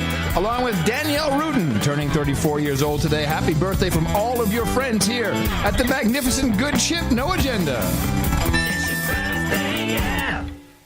Now we have, where did I write it down? We were changing, for some reason, of course, it didn't take. Sir Dame, let me go back up. Damn Janet. Yes, Dame Melody Mann, a.k.a. Damn It Janet. Where did it go? Because she wanted to be something else. She wanted to be... Transylvania was involved. Yes. Well, do you have... I'm sorry. And the Louisiana Purchase. Transylvania and the Louisiana Purchase. All right. Let me read it to you. Yeah. She wants to henceforth be styled Damn It Janet of Transylvania and the Louisiana Purchase. She's a baronet. Got it. I don't know if she's ever been knighted. Oh, Dame Melody Mann has been damed. Oh, okay. Oh, I'm sure. Yeah, I would. Yeah, I thought so too. But I remember a good daming. Sure. Yeah, I wouldn't forget a good daming ever. Okay, so we would like to first grab our blades here. John, grab yours. Thank you very much. And I'd ask Crack, step forward. Stephen Fettig, Ramsey Kane, Christopher Dolan, and Craig Mazzella. Step forward. aboard. All of you becoming Knights of the No Agenda Roundtable today, I hereby pronounce thee Sir Ass Crack, Sir Pants, Sir Ramsey Kane, Sir Christopher Dolan of Pancakes, and Sir Mad Hatter, Knight of the Fifth Column. Gentlemen, for you we have sake and sushi, root beer and pepperoni pizza, hookers and blow, rent boys and Chardonnay, ass cream and bear fillings, cannabis and Cabernet, geishas and sake. Bong hits and bourbon, of course. Mutton and mead. Wow, what a big list. Nice. Feels good. Whew. My arms are tired from all that. Oh, nice. We got some ASCII art. ASCII art, wow. In the chat room of us. That's the stuff. Yeah, that's kind of hot. Oh, but Doug kicked him out. Oh, well. Oh. Yeah, Doug is a, flood. You can't flood. If you flood, then...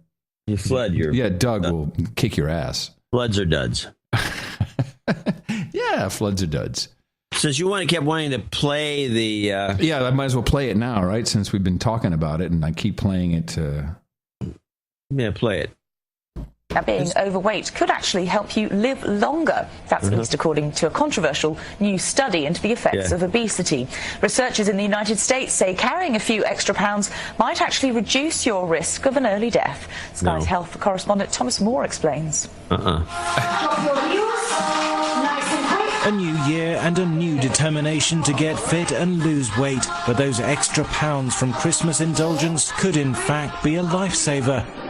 New research shows people who are a little overweight are less likely to die prematurely than those who stay slim, contradicting the long-standing advice of most doctors. It's good to have a little bit of body fat.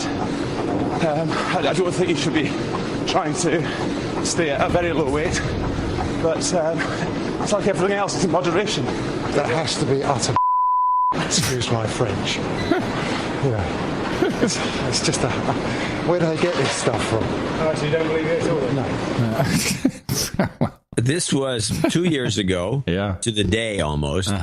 And then we haven't heard anything of this since because this is no good. This is true. This is like the South Koreans selling them weapons. We need to keep these diet pills and drugs and gyms and spinning classes and all these. Hey. Nothing all wrong need with to this. stay in business. So just don't even talk about anything like this. It's crazy. Did you see Taylor Swift's gift giving of 2014 video?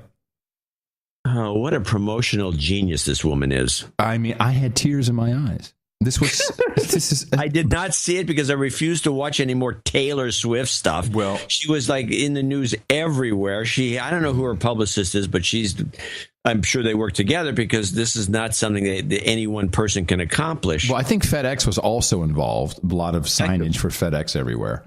Yeah. But wow, I just love this girl now. As much as I ridiculed her in the beginning. And you should continue to ridicule her. And I want to bang her. Sorry. Little girls' hearts around the country just went crack. It's well worth it. I put it under the real news category. Any little girl who's a big Taylor Swift fan, I can assure you, does not listen to this show. Right. Well, so if you watch this video, you'll see all these girls, and Taylor sent them Christmas gifts and some even a Hanukkah gift. And they're all wearing their brand new, it's so obvious, their brand new Taylor Swift T-shirts while they're opening their gifts. Huh. Yeah. Wow. What a coincidence. Who would have thought? But it's so cute. But then Taylor's in her Manhattan pad, packing all these gifts up. Well, she's packing up some. Yeah, she's packing up one. No, a couple. And she writes little handwritten notes and and she's just as cute as a button. I gotta say it. I've been infiltrated.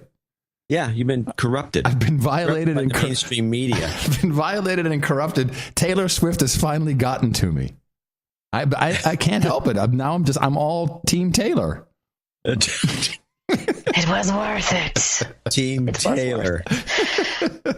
Team Taylor. Yeah. Hey, let's do a couple other things before we get out of here. First, so both girls are gone at the State Department. They're off on vacation. They need to have a New Year's party. But who is there? Who is in the trenches in pole position? Carrie. Our man, Matt. Oh, Matt. Oh, Matt's still there. Yeah, of course. Oh, yeah. Works. What else has he got to do? And so there's this douche who's filling in. He's actually the press office director. I don't know. Is he above? Is he Jen and from the sounds of it, yes, he would be their boss. What a moron. Okay, so it starts off like this. You may have missed this little ditty that occurred in Automania, but also known as Turkey. You may have missed this little ditty where senior Hamas representative was hanging out in this NATO ally country known as Turkey. They are an official terrorist organization, according to our State Department. So if you're the director of press for the State Department, you might expect a question about this. Whoa, wow. I don't know what happened there. Hold on a second. They blew up the State Department. Do you have anything to say about the Prime Minister of Turkey meeting and spending significant time with a senior leader of Hamas?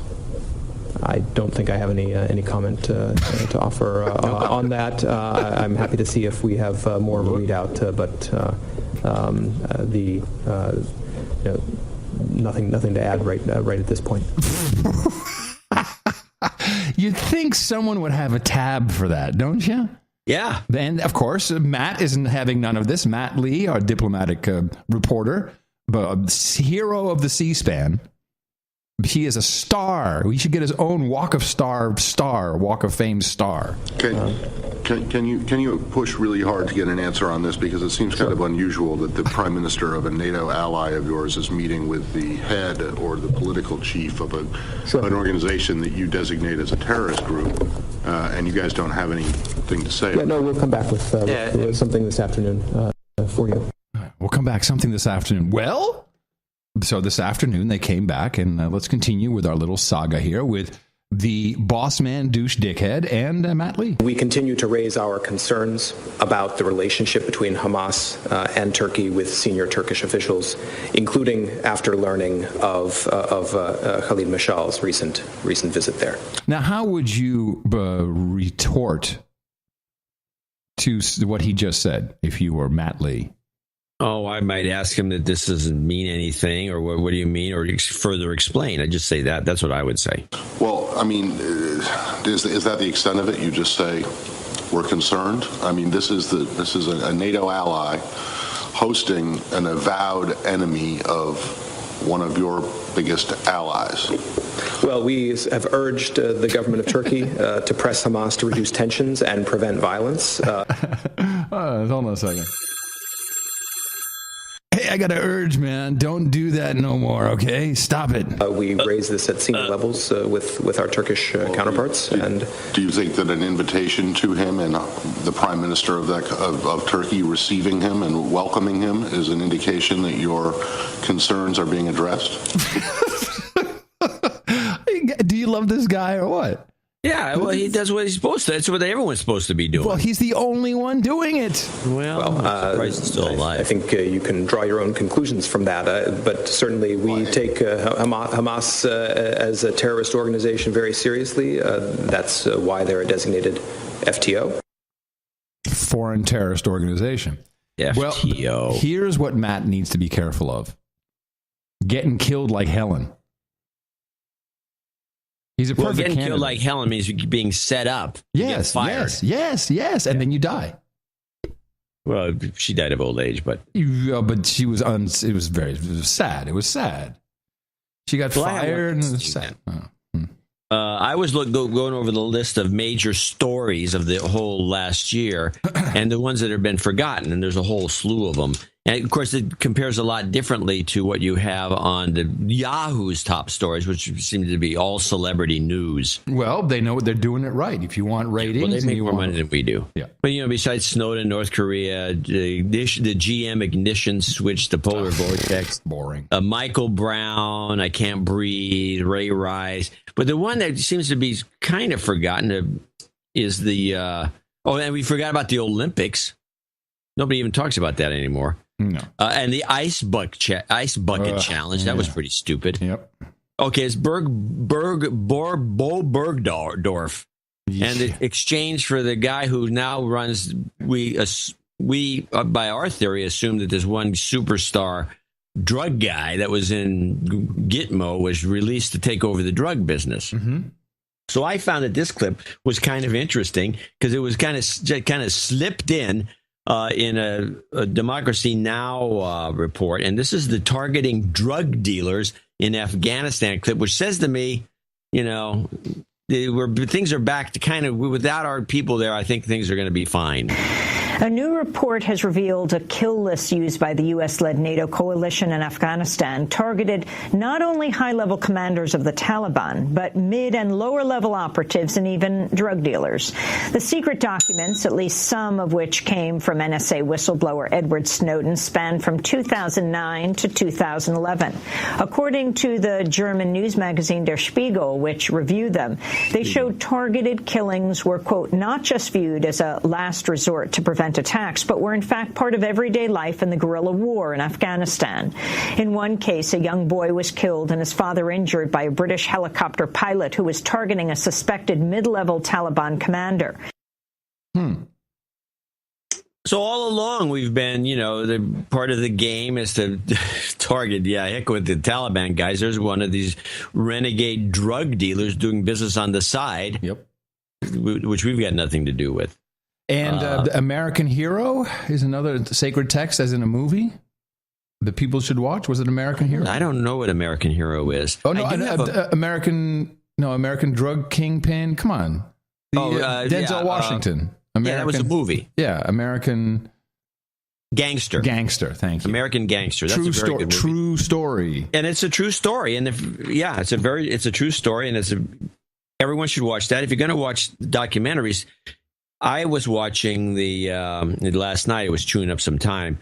In God We Trust, which is a documentary about Bernie Madoff. Also good. And when you watch this, I'll have some clips of. Was this on? I haven't seen. Is this on Netflix? It was on RTV. Yeah, it's on Netflix. I think it's called In God We Trust. Very interesting. It turns out that the Madoff Ponzi scheme was actually a front for a money laundering operation.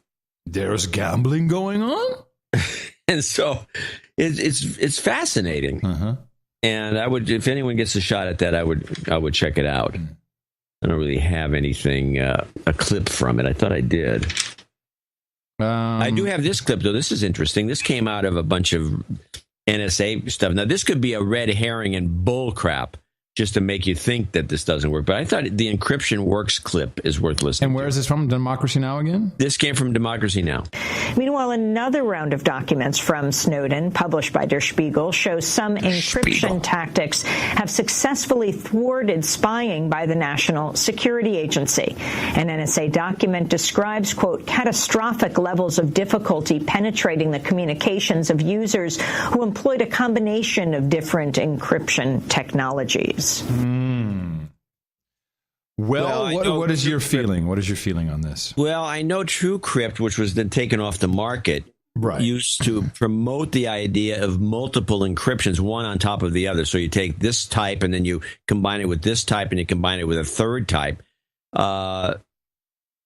It's possible that creates a problem in terms of decrypting, by hard, taking the biggest machines you can and going after your password. I don't know. I think it could be bull crap that they've finally figured out how to do that, or it might actually work. I just think a combination of high crypt numbers, 256 this, and then plus this other crazy thing in another one. It can't be that easy to decrypt. Well, I think here's the only thing really that is important. Look at what happened with Sony and the smallest things. And I have lots of stuff in my email that could be very, very embarrassing to you, John, if that ever came out. So, it should be just good practice that you just learn to encrypt and decrypt the stuff that you're sending. No one wants to help people do this. Just no one wants to help. So, although I'll say Apple, you get a knock on the door that guy who did PGP was harassed for years. Zimmerman, yeah. Well, I think didn't he eventually just buckle? Maybe. Yeah, that's the word. Mr. Adam Curry. Open up the door, Mrs. Curry, now! Mr. D.C. Dvorak. Open up the door, Jebediah, now! I never realized that they're panned left and right. Oh, the knocking? Yeah. Mine is left and yours is right. That's kind of cool. No, that's funny. Yeah, that's good. Well, I don't know.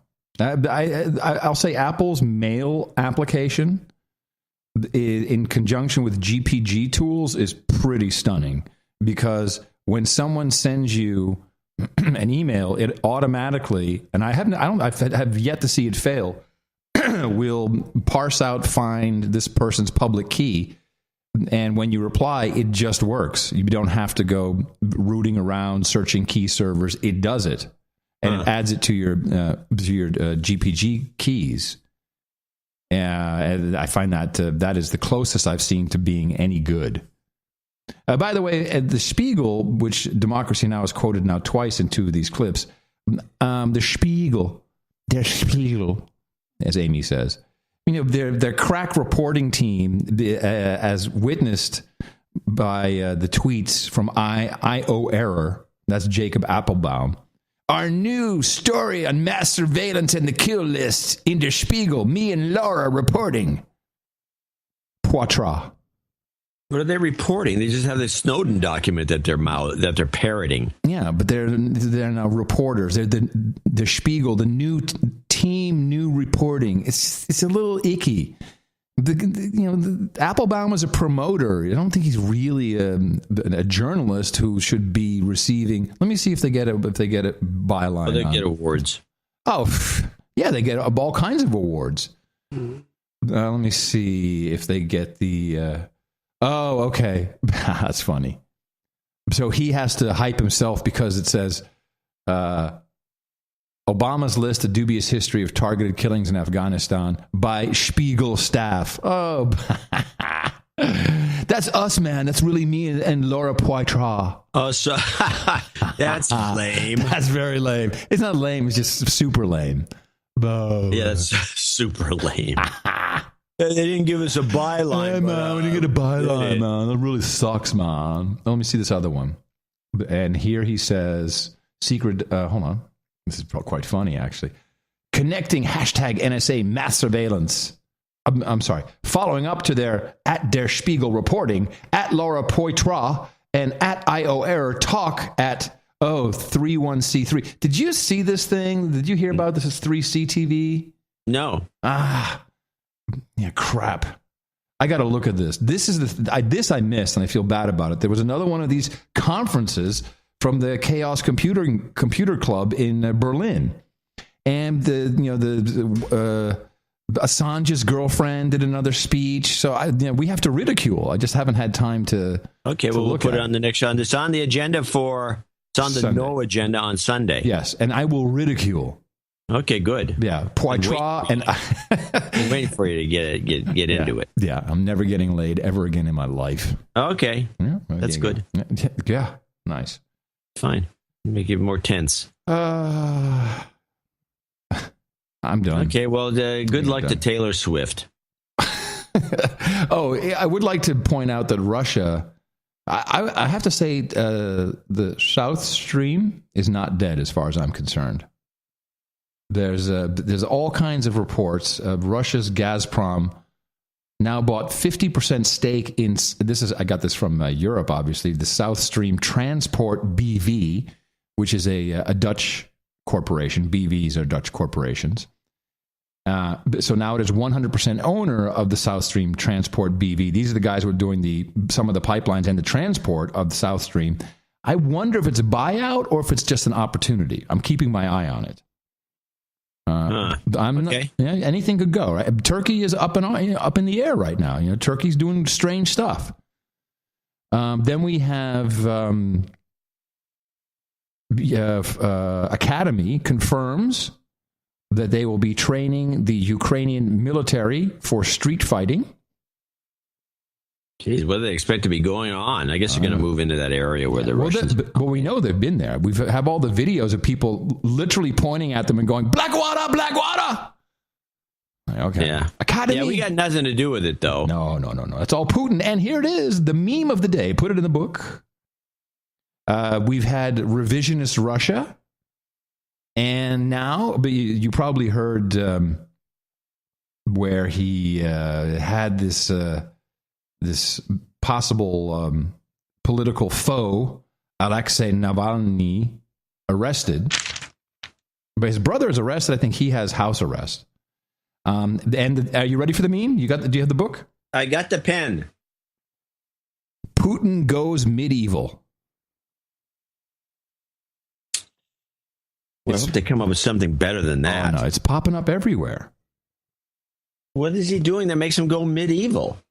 Is he eating turducken? There you go. In the morning. No, man. This is about throwing your political opponents in jail. That's medieval, and it sounds cool. This is coming from somewhere. Hold on, let's do a search. Putin medieval. How do we spell medieval? Well, that's the question. Yeah, the central question. Medieval.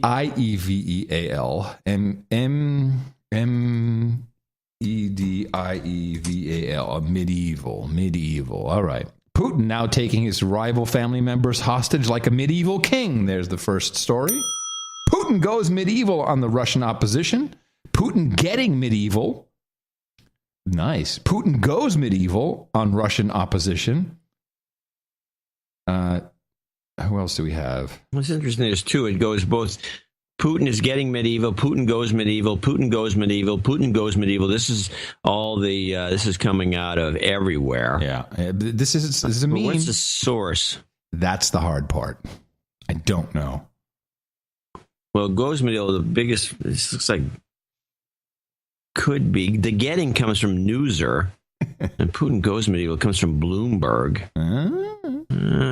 We'll find a sentence in here, and maybe we can figure this out. Well, that's obviously going around. You do that, and I'll watch the Computer Chaos Club to ridicule.